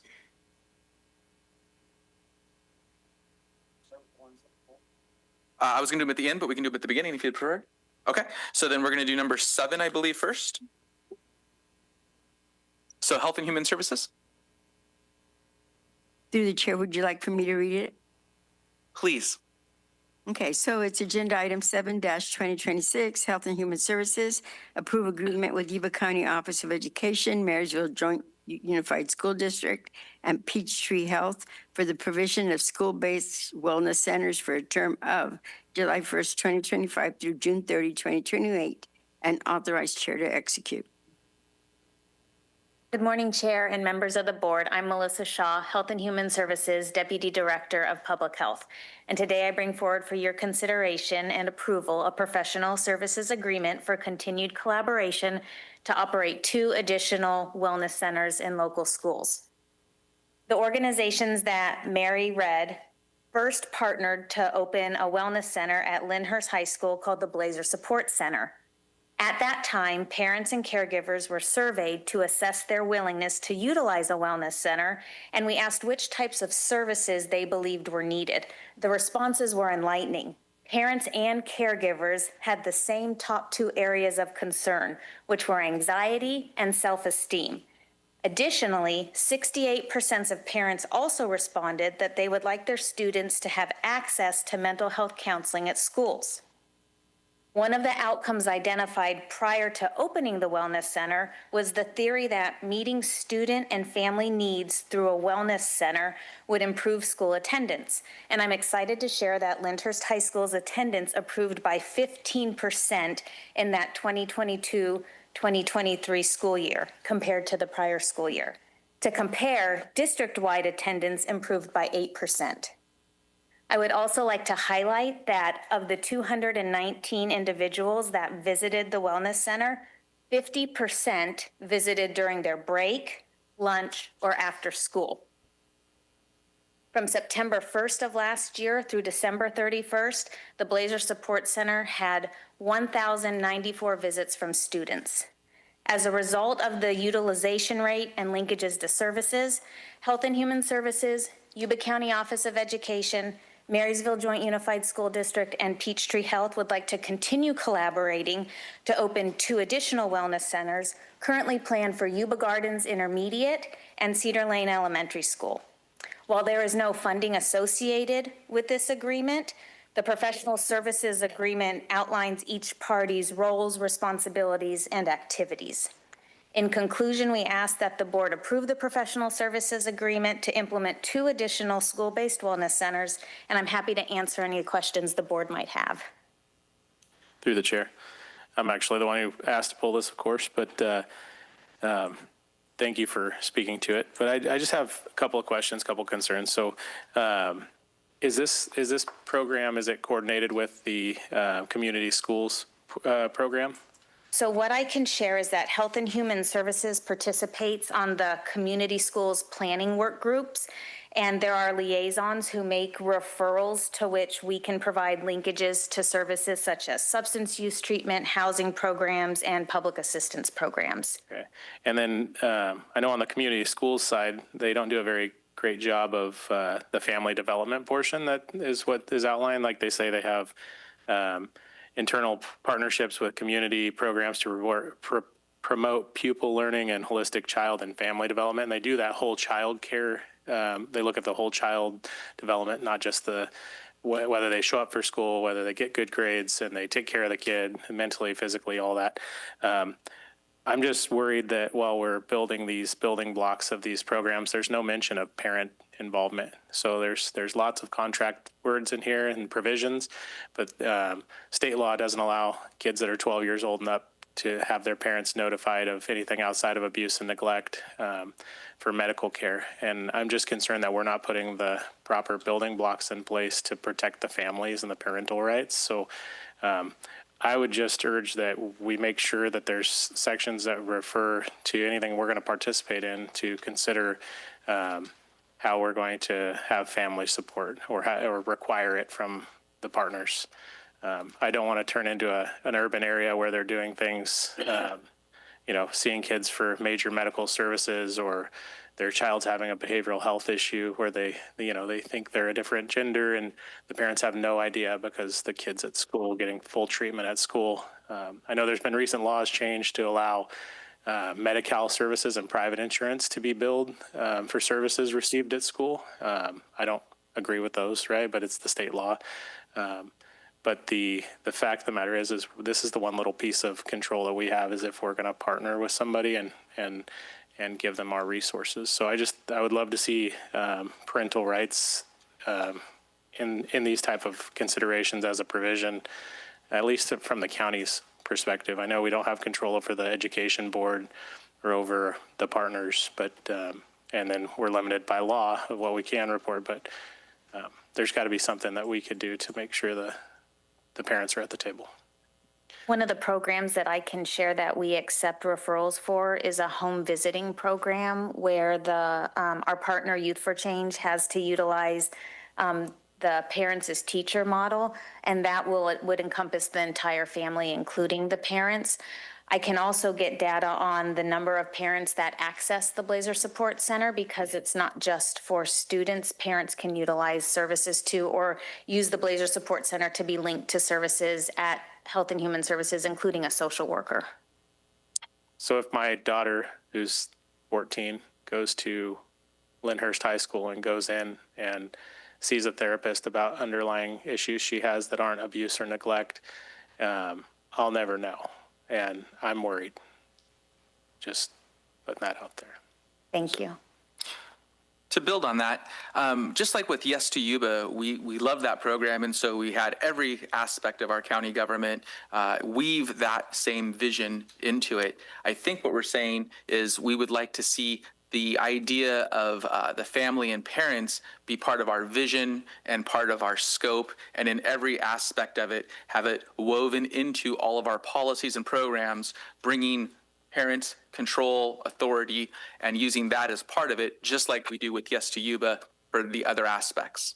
Does that make sense? Yeah. And so if we can see a line talking about the importance and priority of the parents in every policy that happens and every MOU and everything, saying always that we're emphasizing this as a first parents, then I think that is what we're looking at for. Well, through the chair, just my thought is that there's only so many ties we have to the educational departments, and they can do what they want under ed code, and we have no power on that. But if we're going to strengthen their programs, like the community schools grant by partnering with them on resources, that this is our one tie that we have a chance to make some permanent contractual obligations that to have our assistance in the county, that it requires those parents to be involved. So I think, that's pretty much it. And then did you want to make a comment? Hi, I'm Yuma Kaliki, Yuba County Office of Ed, SEL Coordinator. So I did want to reassure on our end, as a County Office of Ed, we do require an informed consent form that goes to parents. We do know it's best to include families in these decisions. So I just wanted to reassure the board that that does occur on our end. And I've been in talks with our community schools coordinator at Cedar Lane, and our huge emphasis is parental engagement, because as we know, it starts at home. It's a system, right? We can help provide services to a child, but if we're not really treating that whole system, our attempts might fail. So I just wanted to reassure that is our priority, and we are teaming up with community schools to ensure that happens. Thank you for your time. Any other comments? All right, well, I'll entertain a motion then. I'll move to approve. Second. Is there any public comment on this? All right. All those in favor say aye. Aye. Any opposed? Opposed? Motion carries. Thank you. Thank you.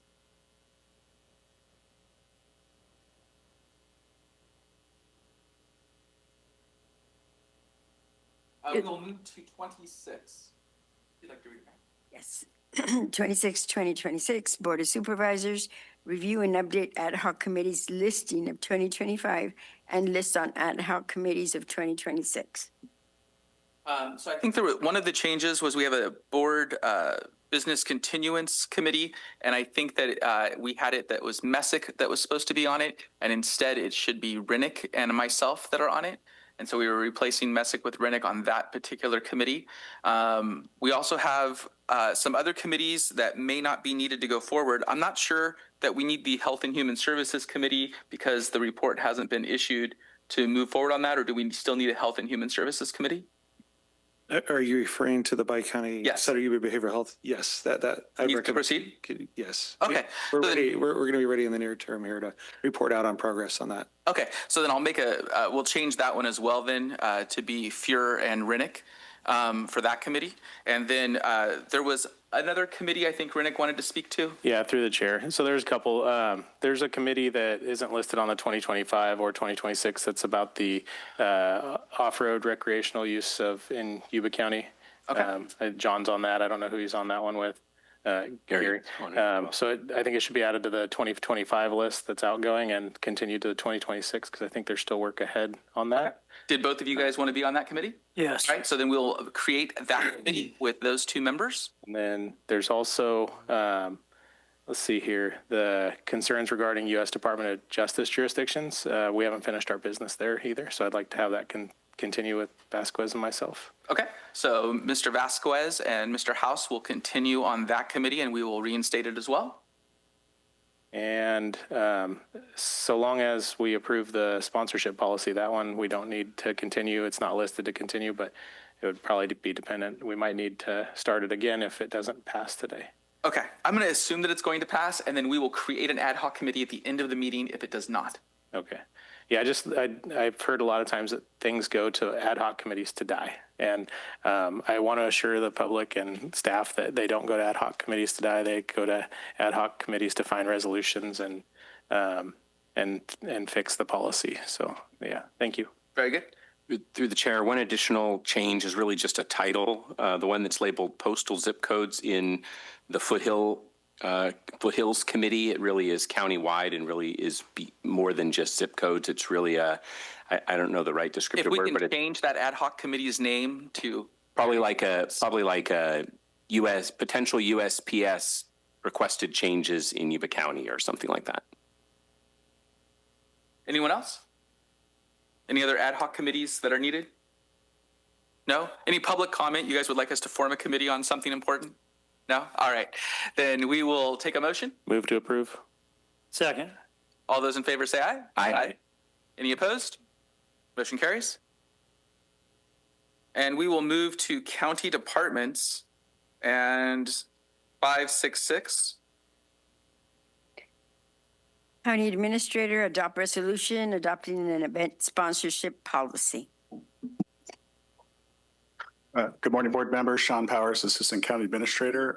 Hopefully passing another policy today. Your board may recall we've been working on this policy since about September when some individual sponsorship policies came forward. We did agendize this policy, but then opted to pull it because we felt there were some reporting guidelines with some of the return benefits being maybe some of the tables or free tickets that might come with that sponsorship. So then we heard it again in December. We got some feedback from your board that your board is very passionate about being able to attend some of those events that come with those free tickets and tables and return benefits that come along with that.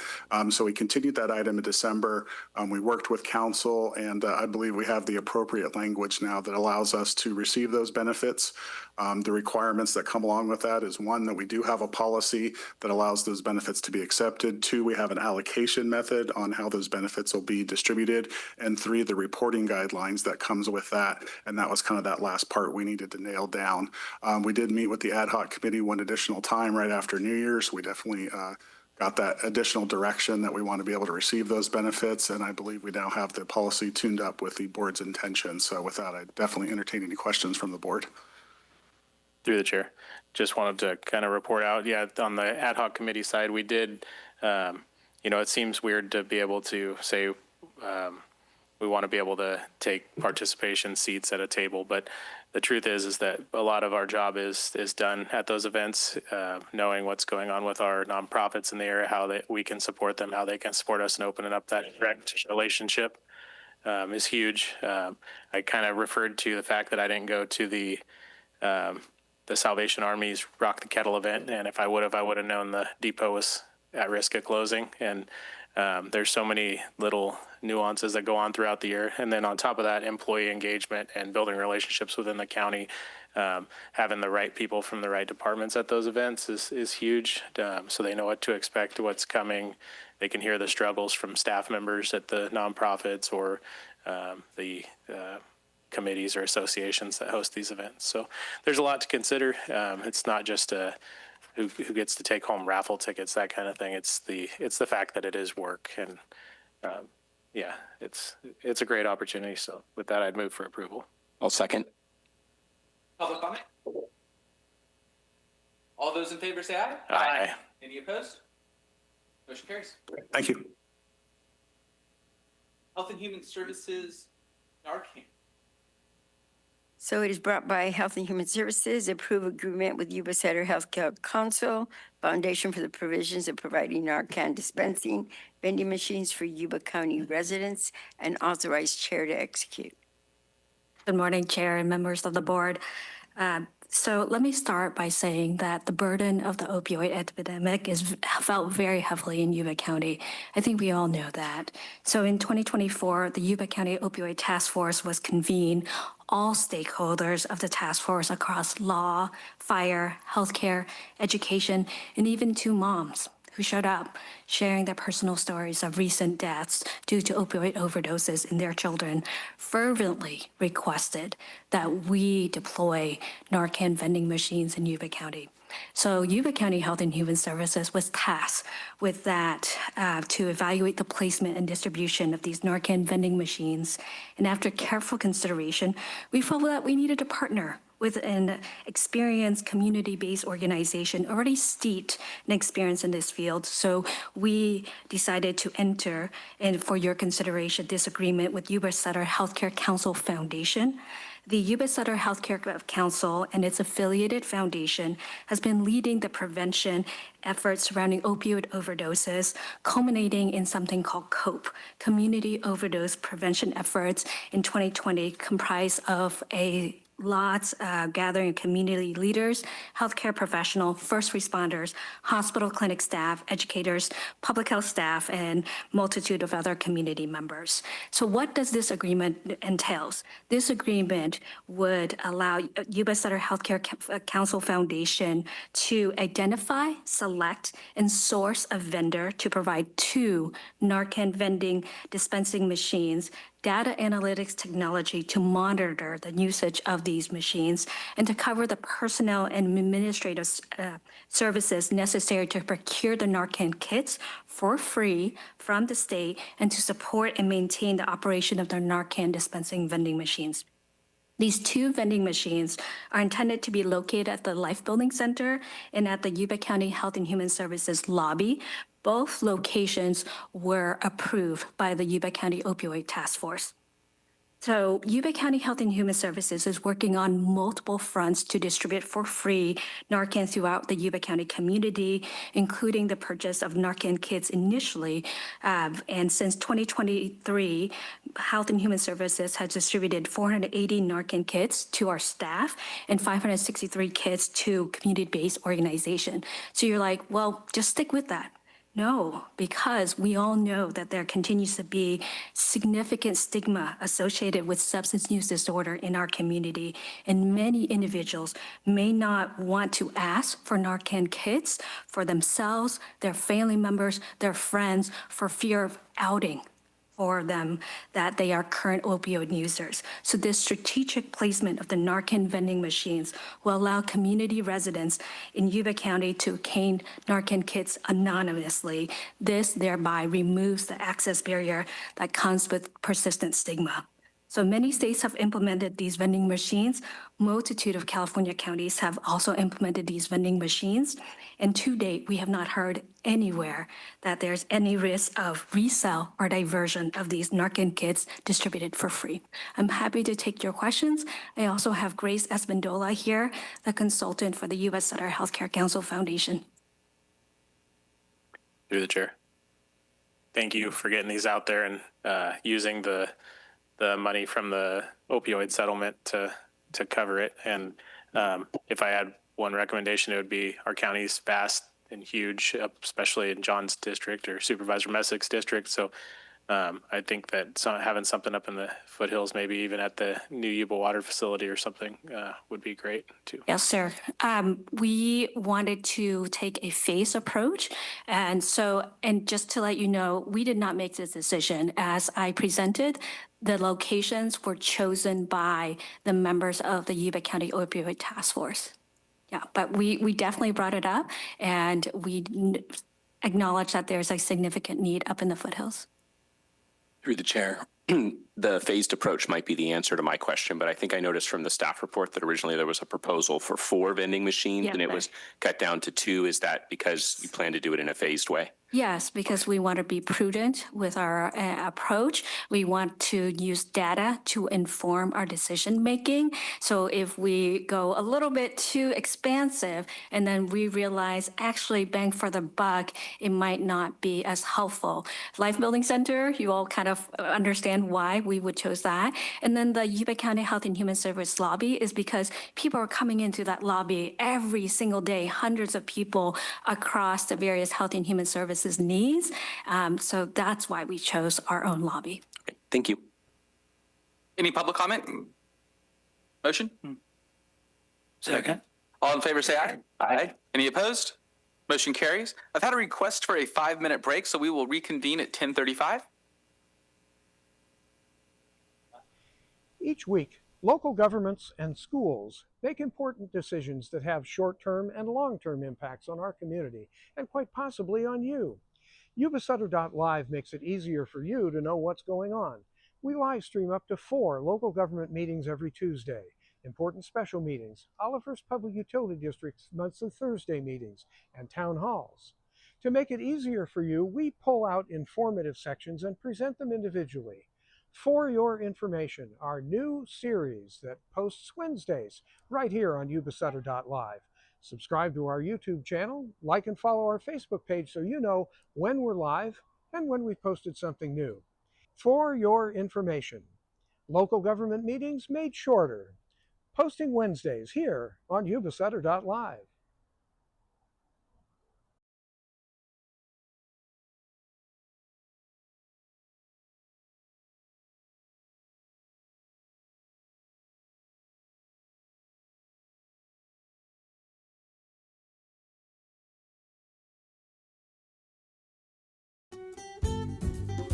Yuba-Sutter.live's local government live streams are presented by Plumas Lake Self-Storage in Plumas Lake, where lifelong local residents are helping other residents keep things safe, providing indoor storage units, outdoor RV and vehicle parking,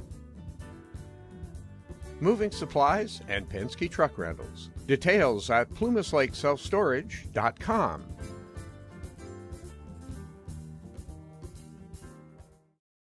This week on Yuba-Sutter.live, Tuesday Government Watch, presented by Plumas Lake Self-Storage at plumaslakeselfstorage.com.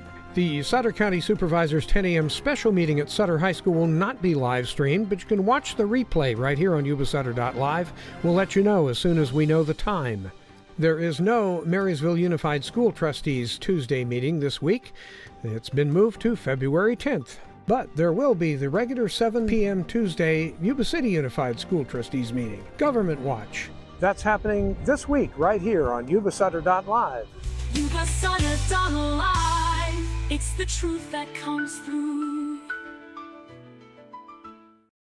Hi, I'm Neil Goforth of Comfort Keepers of Yuba, Sutter, and Nevada counties. Caring for elders or even yourself has challenges. Comfort Keepers of Yuba, Sutter, and Nevada counties can help you address today's issues and plan for tomorrow with in-home and specialized care for you or your family members. Call us at 530-749-8800. Comfort Keepers of Yuba, Sutter, and Nevada counties. In Yuba County, there's a legendary diner. Oh, it looks delicious. Oh my gosh, thank you so much. Where the parking lot tells a story. A story as simple as biscuits and gravy.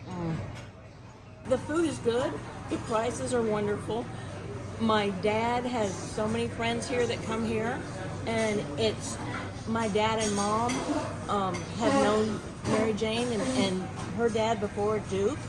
Duke's Diner on 7th Avenue, home of legendary chili, holiday pies, and generations of local residents preparing tasty, hearty food for generations of local people. Join Mary Jane and her genial associates as they serve meals you'll come back for. Duke's Diner on 7th Avenue, Olivehurst.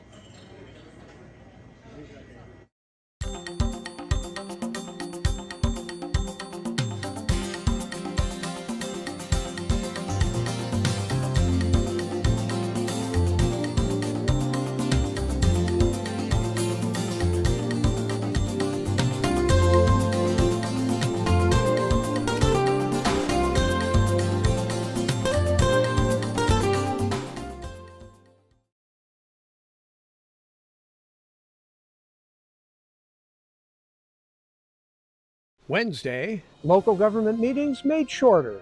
For your information, we pull out informative sections and present them individually. For your information, posting Wednesdays here on Yuba-Sutter.live.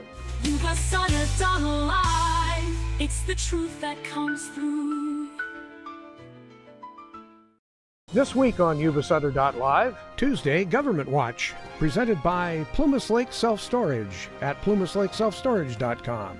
The Sutter County Supervisors 10 a.m. special meeting at Sutter High School will not be live streamed, but you can watch the replay right here on Yuba-Sutter.live. We'll let you know as soon as we know the time. There is no Marysville Unified School Trustees Tuesday meeting this week. It's been moved to February 10th. But there will be the regular 7 p.m. Tuesday Yuba City Unified School Trustees meeting, Government Watch. That's happening this week right here on Yuba-Sutter.live. Yuba-Sutter.live. It's the truth that comes through.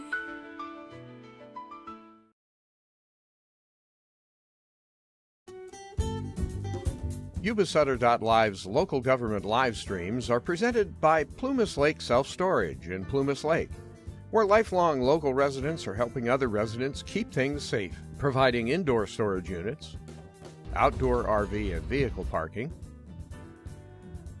moving supplies, and Penske truck rentals. Details at plumaslakeselfstorage.com.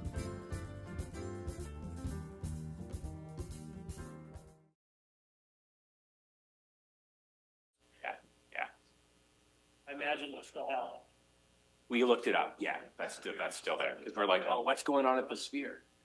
How long it's gonna last? I guess it's not as it's selling millions of dollars. Yeah, I don't know. Because it's not like they just made a movie and put it up there. Right. Yeah. I haven't been to the Sphere. Yeah. It's been a while since I've been there, I guess. I think All right, guys, we're going to reconvene. I believe the sheriff is going to make some presentations for us.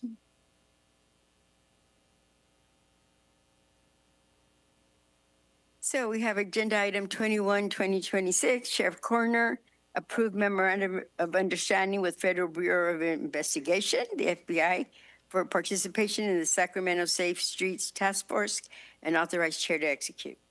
Thank you very much. Mr. Chairman, members of the board, good morning. I'll try to be quick. I know you've sat through a lot of presentations, but I want to make sure that you ask any questions that you have. So the item that I have is requesting an MOU with the Federal Bureau of Investigation, their regional task force. It's called the Safe Streets Task Force. They're stationed in Roseville, and this would allow us to assign a member to that task force. And it would be a force multiplier for us that we found, in the exchange of information, the intelligence that they provide, and having somebody with that task force would bear a lot of fruit for Yuba County, in my opinion. We've seen it in other areas. There are some conditions that come with it. They would have to go to the FBI office in Roseville 2 days a week. The other days they could be spent here working on specifically gang-related crimes, organized crime, and getting guns off the street. I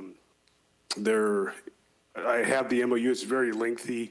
The cost to the county would be none other than the time spent in Sacramento. In fact, the FBI, any overtime incurred up to and including, I think it's $22,000 a year they pay for. They provide the agent with a vehicle, radio equipment, so there's no cost associated with the county. We have a great relationship with the FBI now. We work with them quite frequently. They do not have a task force here. I've spoken with them about having a task force here. And I think if we are fruitful in the future, that we may see that come to fruition. That was my hope, is that we could establish a task force. They are looking at establishing a task force out of Butte County. We do have interest here in the local Yuba-Sutter area about having a regional task force with the FBI. I just don't know if it's a big enough area to for them to do that. So that's why we are joining forces. And it says Sacramento. It's actually on Freedom Drive in Roseville. It's not a very far drive if you're familiar with the area. But the potential that we have the force multiplier that we have, the ability to seek federal prosecution much easier with the attorney or with the U.S. Attorney's Office. We work hand in hand with them. So it would be a case-by-case basis, but having the ability to charge federal crimes federally when it's of benefit to us. So if the punishment for a certain crime would yield more years in prison or more punishment on the federal level, we would pursue federal charges, and vice versa on the state level. So we still work with our district attorney's office, obviously, very closely. But I just feel it would be a tremendous asset to the folks of Yuba County and the resources that the FBI would bring to bear to assist us with any crime that we have that meets the criteria of, gang violence, guns. They would bring those resources to bear here in Yuba County. And with that, I'll entertain any questions that you may have. The selection process will begin once and if you approve this MOU, we'll begin the selection process, the vetting process, and we'll make a selection to appoint somebody to that task force. And Board of Supervisors are included in that selection process, so we get to be one of the people that gets sent down there? No. We might be able to get you a visit if you're vetted. I would like to. All right. Is there any public comment on this issue? Tony would like to comment.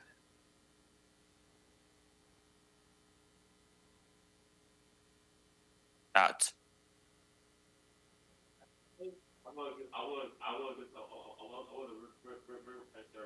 With the Patel guy, hopefully. I did support the FBI. My grandfather was FBI back in the 70s during LA. Back in the 70s, my grandfather was FBI, so I'm a big admirer for the Federal Bureau of Investigations since I have a family member back in the 70s was FBI. Thank you, Tony. I support that. All right, great. Any other public comment? All right. Move to approve. Second. All those in favor? Aye. Any opposed? And then we'll move on to item 22. Thank you very much. Thank you. Once again, item 222026, seeking approval for an MOU with 4 Paws to Freedom regarding training and certification of a peer support canine. And with that, I will invite up the candidate for the peer support canine and his human, Carl, and Deputy Detective Sean Hammond. So as you know, over the past several years, our peer support program in Yuba County has grown exponentially. The probation department, the program has just grown and grown. But with the addition of this dog, it'll enhance the services that we can provide to our first responders, our support staff.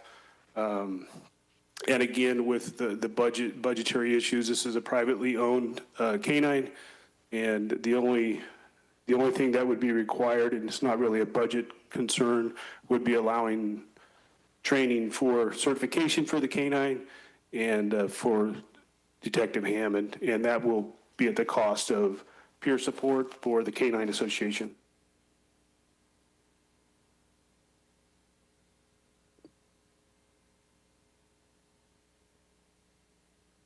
Any questions? You want to come down and pet Carl? Or it truly is, and I think this is a passion for Detective Hammond, and I think probably he could answer any specific questions that you have in regards to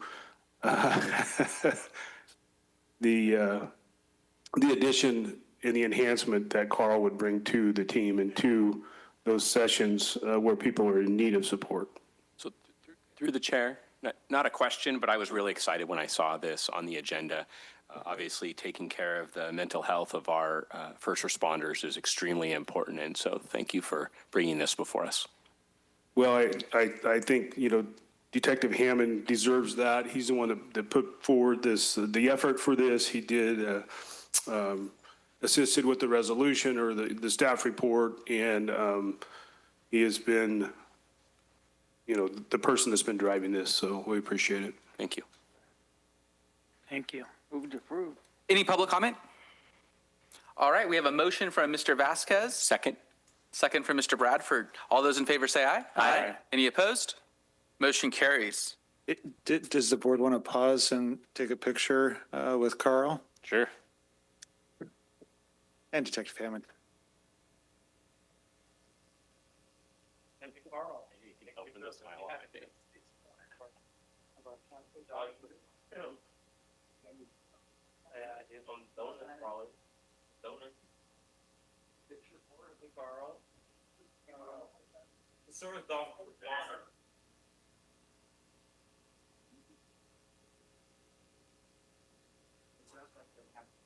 Very cool. You got very cool that.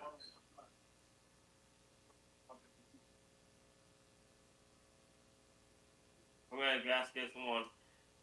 Your deputy two, reserve deputy. No way. Keep going. Yeah, poodle. There you go. Poodle.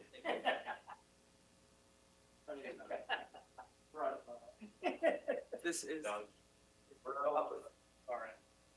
Yeah, I'll come to you. What? Sure.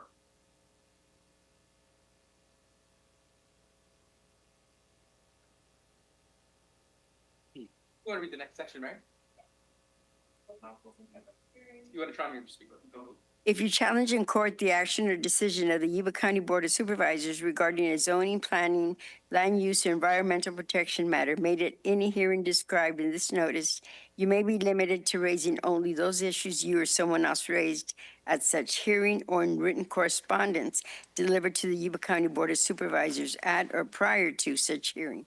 Public comments will be limited to 3 minutes per individual or group.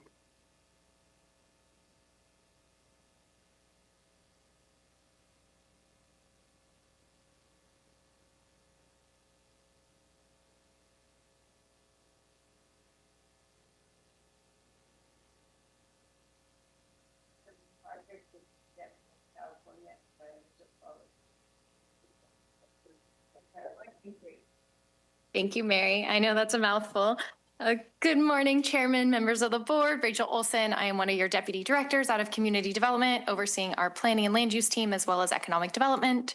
I am here today to present to you the 2025 recommended updates to our county's development code. So as Mary stated, formally, the recommendation in front of you is to adopt an ordinance repealing and reenacting the development code, amending the zoning map, and determining the project is exempt from CEQA.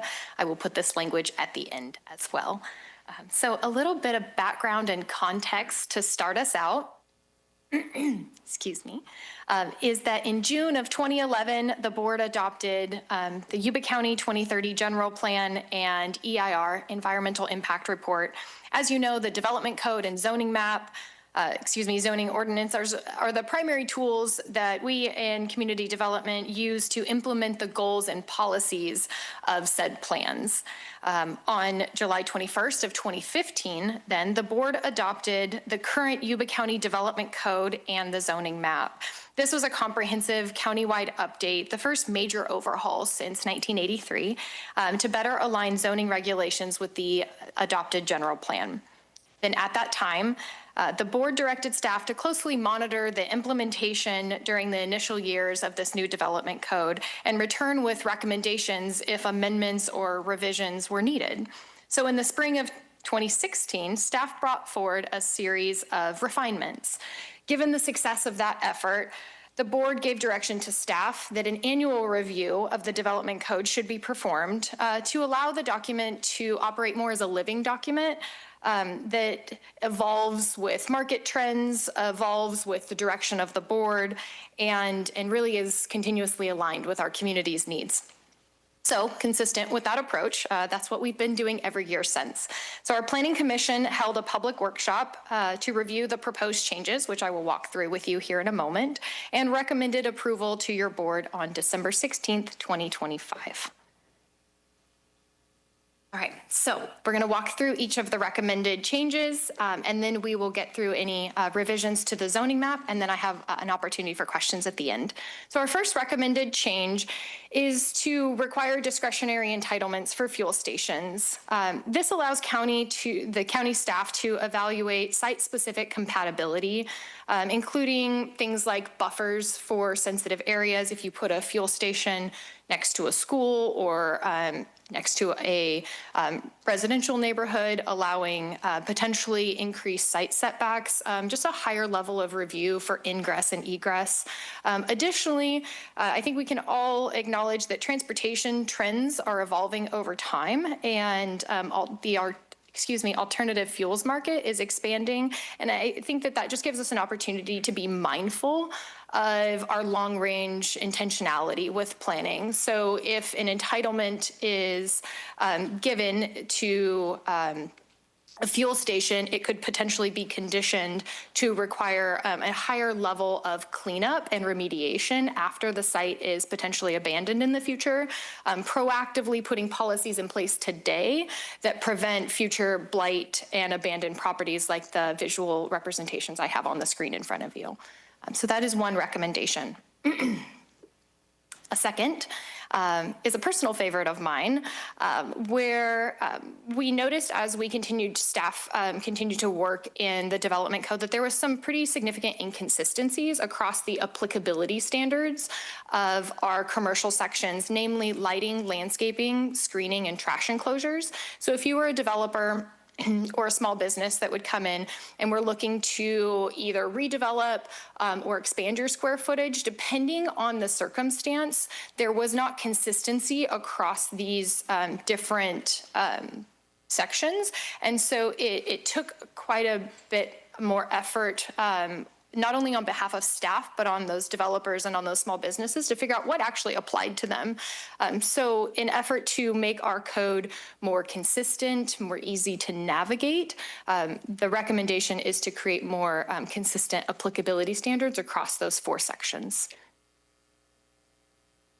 Right. An additional one would be clarification on the plan sign permit program. So you may recall in 2024, our development code update established standards for digital billboards through this plan sign permit program, PSPP. In 2025, what we're recommending is just clarification in this language to differentiate the, let me back up really quick and say that one of the requirements to be allowed to install a digital billboard, so what the PSPP is permitting somebody to do, is that you have to remove a stagnant billboard. And in the language, it doesn't clarify what constitutes those signs that you have to remove. And so we added language of previously permitted Caltrans signs as opposed to something that is a sign that is illegal and shouldn't be there, but is kind of naturally getting removed during a code enforcement process anyways. That doesn't constitute or is not a qualifying sign to be able to applied toward the PSPP. Excuse me. Yes, through the chair. certainly. Could I ask you a question about the signs? Please. So I'm working on getting a couple of digital signs up in the hills, one at the Alcove Center and one at Brownsville at the fire station. Would those have to remove a sign for that to be different because it's community? It's not necessarily that it's, through the chair, it's not necessarily that it differentiates because there's a community sign versus not community sign. The PSPP is specifically referring to digital billboards. Think of the Red Hill Storage billboard, the new one on 65 and 70. So it's commercial advertising. Those are what the PSPP applies to. There's a separate section in our development code that speaks to signs, whether like monument signs, even like gas station signs. They all kind of have their own little home in the development code. And so the standards that would apply to those signs would be applicable to that property or that development. All right, thank you. Okay. An additional recommendation, we're going to stay on the sign topic, would be a revision to the language around temporary signs. Contrary to the terminology, the temporary signs previously had no time limitation in the definition, which conflicts with the intent here. And so staff is recommending limiting temporary signs to a maximum of 30 days, applicable to only on-site businesses, and then continuing to reinforce in that language, making it more clear in that section, what is not new, but just clarifying that the temporary signs cannot be placed in the right-of-way. And then there is a temporary sign program that we have that your board has previously approved for if there are signs that are in the right-of-way, that they are for community groups and nonprofits and things like that. So that is a separate situation, but temporary signs, as it says here, 30 days, limited to on-site businesses and prohibited in the right-of-way. Okay, and then an additional recommendation is a revision to the language regarding a tree list. The current development code it speaks to a quote approved tree list, and that's really no longer valid nor maintained. Staff has created what we call a recommended tree list, which highlights tree species that are well suited to our region, however, is not intended to be exhaustive or exclusive. We really prefer and recommend to rely on the expertise of the landscape designers that developers are bringing forward. And if they have better ideas than we have in our development code, then we want to give ourselves the opportunity to be flexible and increase variation and so a recommended tree list instead of an approved tree list. An additional recommendation is clarification around the terminology between outdoor storage and personal storage. This has the previous definitions were giving a little bit of a challenge to staff and developers and property owners. So we really just wanted to clean up the language and clarify what is and is not included in these definitions. So outdoor storage by definition is intended to be accessory to an existing commercial business, such as equipment or materials. If you can think of like the Nordic Industries property in Olivehurst on Furneaux or the PG&E facilities off Rancho Road, those are the types of land uses that are intended to be outdoor storage. That is what the definition is intending to mean. Whereas a lot of people were interpreting outdoor storage as personal storage of RVs and boats that is outdoors. And so, again, just cleaning up that language to make sure that it's apparently clear that personal storage, whether it is indoors or outdoors, so RVs, recreational vehicles and boats, that's all falling under personal storage, and that's a different type of land use, whereas outdoor storage that is adjacent to an existing commercial business is separate. Through the chair, just a quick question, clarification. So when you say personal storage, you're talking about not personal storage for commercial use, right? Like, so we have a picture of the place out there off Feather River Boulevard, I'm guessing.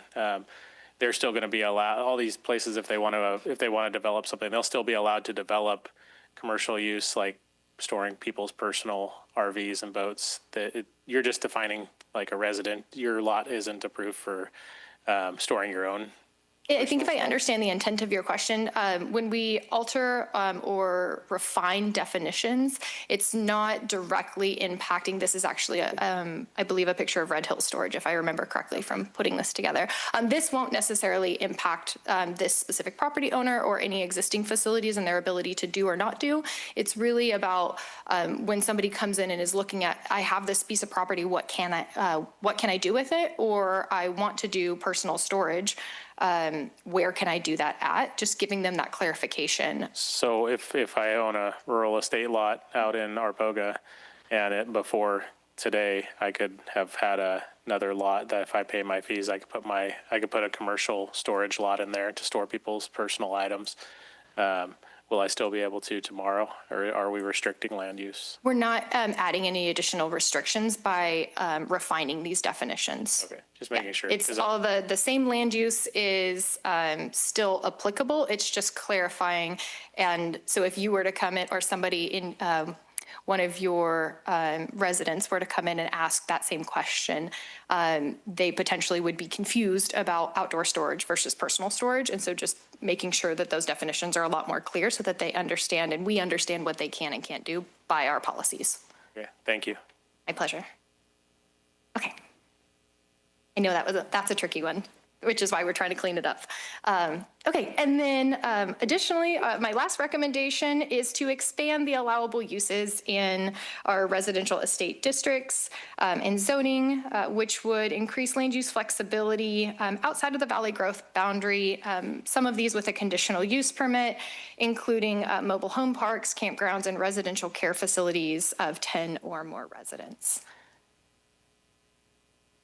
So before I move on to zoning maps, are there any additional clarifications or questions on the development code text? On the mobile home park, we can't make mobile home parks. It has to be a state that makes the mobile home parks?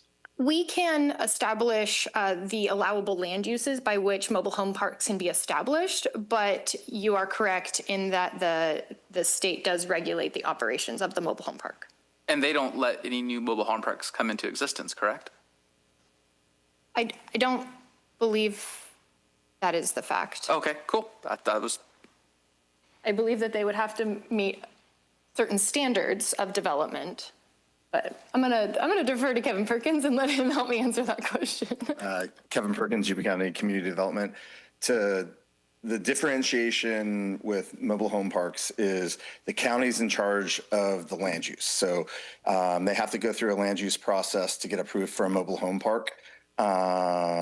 Conditional use permit or some zones that might be allowed by right. However, once they get that land use entitlement, then they go to the state to receive a permit. The state will send the county, document, to checklist that they received, whatever permit, and then the conditions of approval or things in place, development standard wise, get checked as part of the construction process through the state. And then lastly, the state is in charge of, as Rachel mentioned, the actual, enforcement of the standards within the mobile home park and any building permits that are associated with the mobile homes. Okay, but the state is continuing to approve new mobile home parks. Yes, yes. There's no ban on new mobile home parks. Sorry, I missed that part of your question in the back.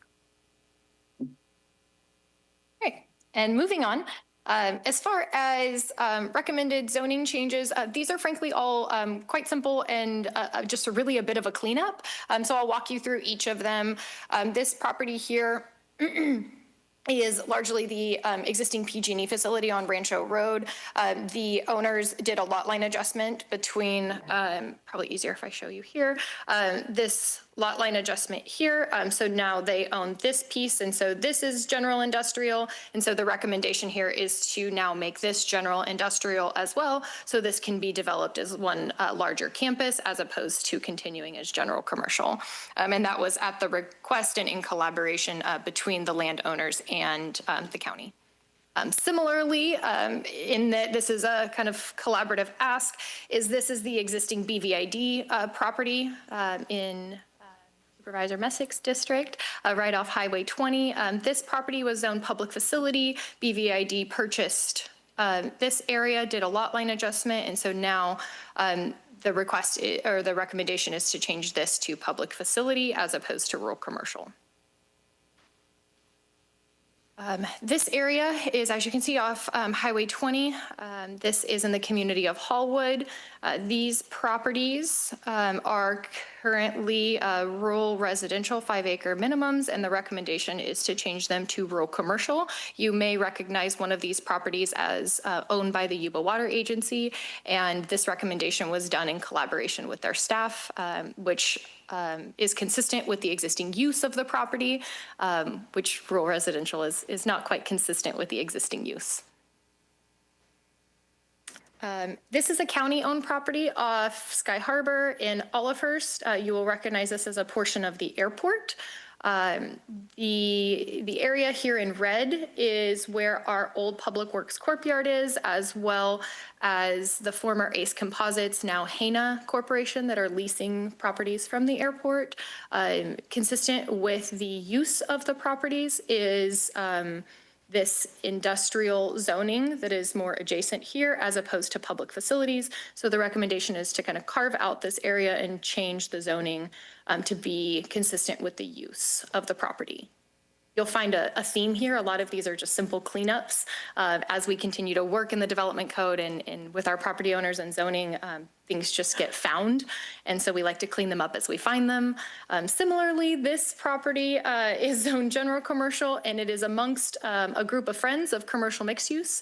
I believe, if memory serves me correct, these were all changed from general commercial to commercial mixed use last year in our zoning map update, and this one just got missed as we did that. So just seeking your approval to make it similar to its neighboring properties in commercial mixed use, and this is on Northfield Road. Quick question through the chair. There's some work currently going on here. Does that affect anything that's going on here if we have a zoning change? No, sir. Okay. This one is on Highway 70. This is, the old 7 Mile house. Sorry, I just blanked on the existing use. So this is the historic 7 Mile house property, and it has long been zoned residential estate. It is more appropriate and consistent with the land use of the property to instead zone it rural commercial. And here is just a zoomed out kind of county vicinity map of all of those properties so you can see where they are. Again, I would just reiterate that many of them, really all of them, have been in conversation and collaboration with the property owners. None of these will come as a surprise to anyone. And they're really mostly just a cleanup of existing zonings. That is all I have on the development code updates and zoning map. I'll pause again if there's any other questions, but if not, then the recommendation is before you on the screen.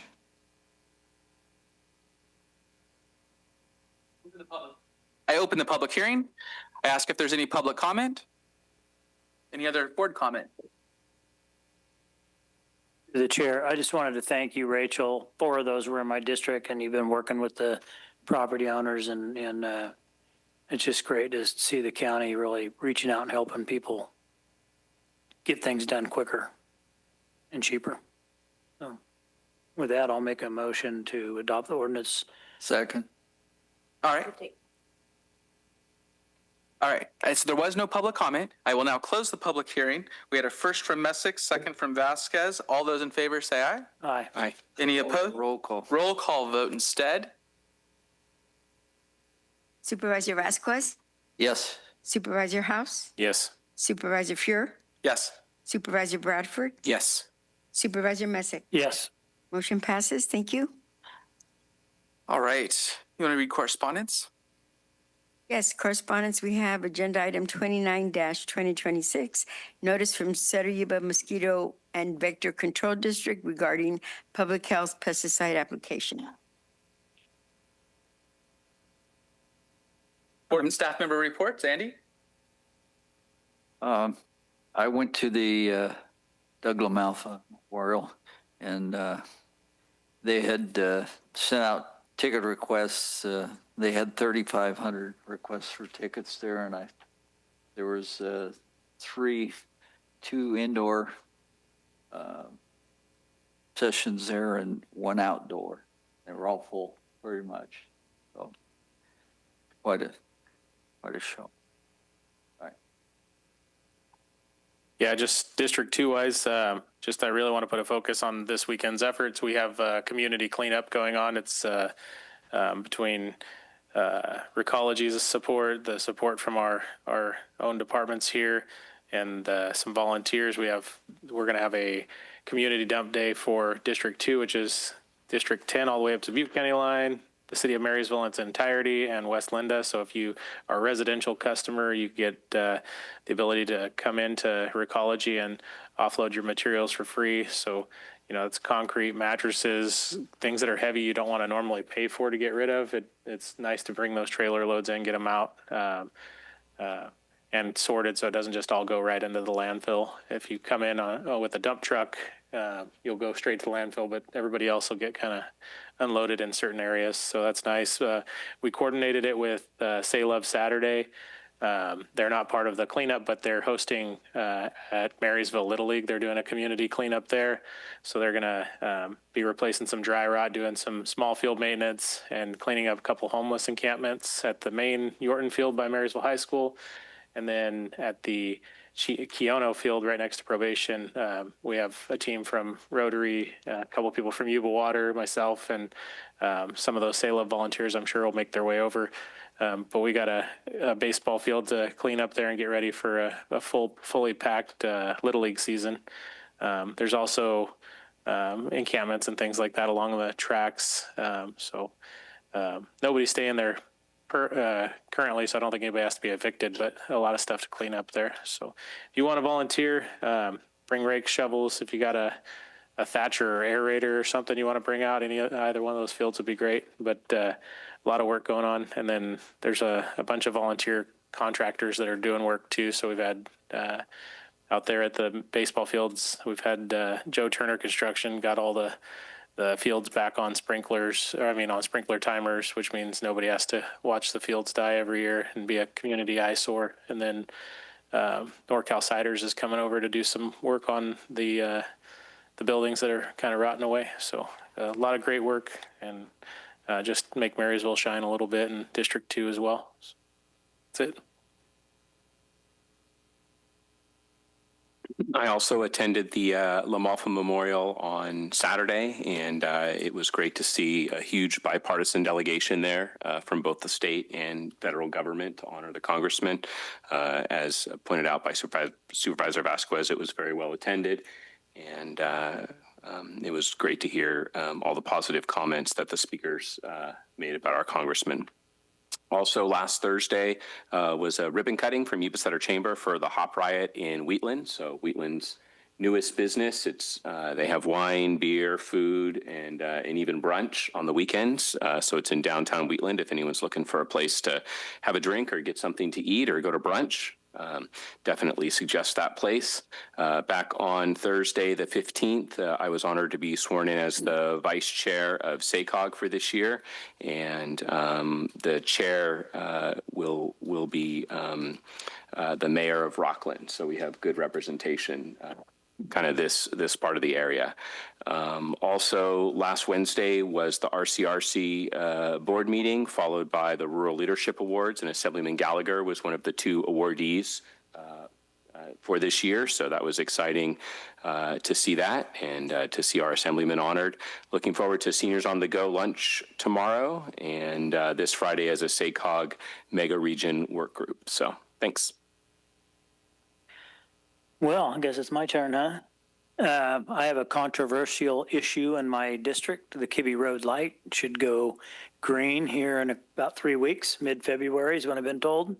Just like to thank Public Works and Sam for all his work and getting that thing done. It's going to make a huge difference in Hallwood, getting the trucks out of the community.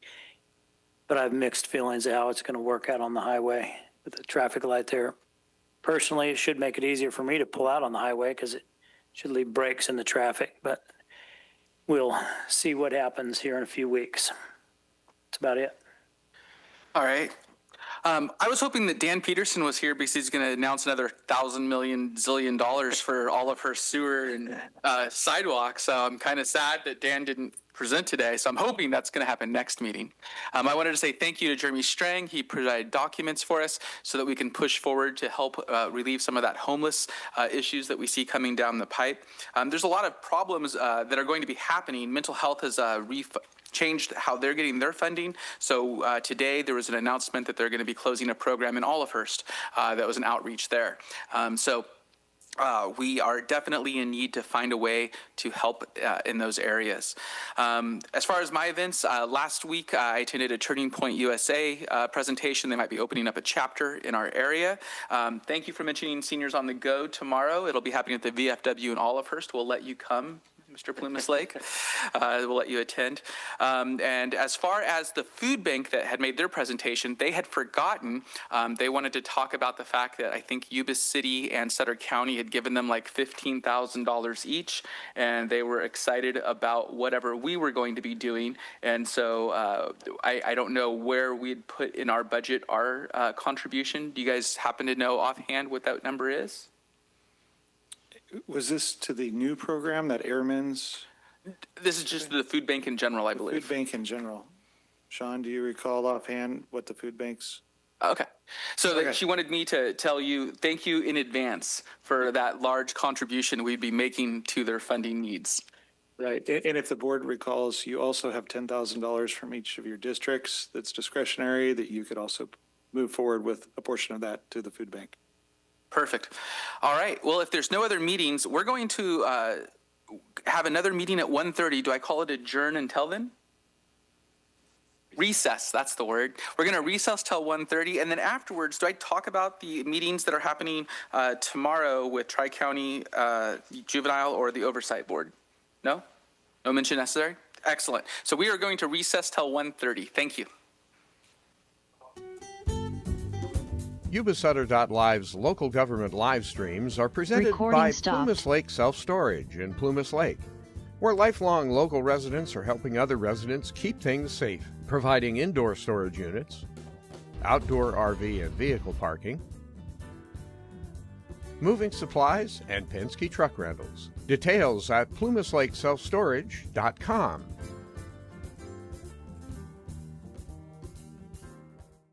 This week on Yuba-Sutter.live, Tuesday Government Watch, presented by Plumas Lake Self-Storage at plumaslakeselfstorage.com. The Sutter County Supervisors 10 a.m. special meeting at Sutter High School will not be live streamed, but you can watch the replay right here on Yuba-Sutter.live. We'll let you know as soon as we know the time. There is no Marysville Unified School Trustees Tuesday meeting this week. It's been moved to February 10th. But there will be the regular 7 p.m. Tuesday Yuba City Unified School Trustees meeting, Government Watch. That's happening this week right here on Yuba-Sutter.live. Yuba-Sutter.live. It's the truth that comes through. Hi, I'm Neil Goforth of Comfort Keepers of Yuba, Sutter, and Nevada counties. Caring for elders or even yourself has challenges. Comfort Keepers of Yuba, Sutter, and Nevada counties can help you address today's issues and plan for tomorrow with in-home and specialized care for you or your family members. Call us at 530-749-8800. Comfort Keepers of Yuba, Sutter, and Nevada counties. In Yuba County, there's a legendary diner. Oh, it looks delicious. Oh my gosh, thank you so much. Where the parking lot tells a story. A story as simple as biscuits and gravy. The food is good. The prices are wonderful. My dad has so many friends here that come here, and it's my dad and mom have known Mary Jane and her dad before Duke. Duke's Diner on 7th Avenue, home of legendary chili, holiday pies, and generations of local residents preparing tasty, hearty food for generations of local people. Join Mary Jane and her genial associates as they serve meals you'll come back for. Duke's Diner on 7th Avenue, Olivehurst.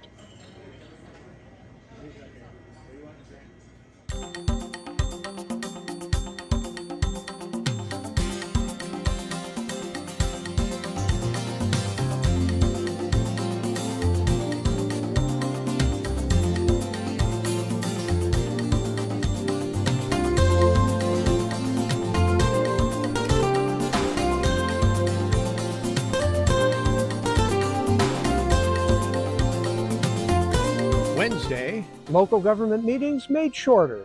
For your information, we pull out informative sections and present them individually. For your information, posting Wednesdays here on Yuba-Sutter.live. Yuba-Sutter.live. It's the truth that comes through.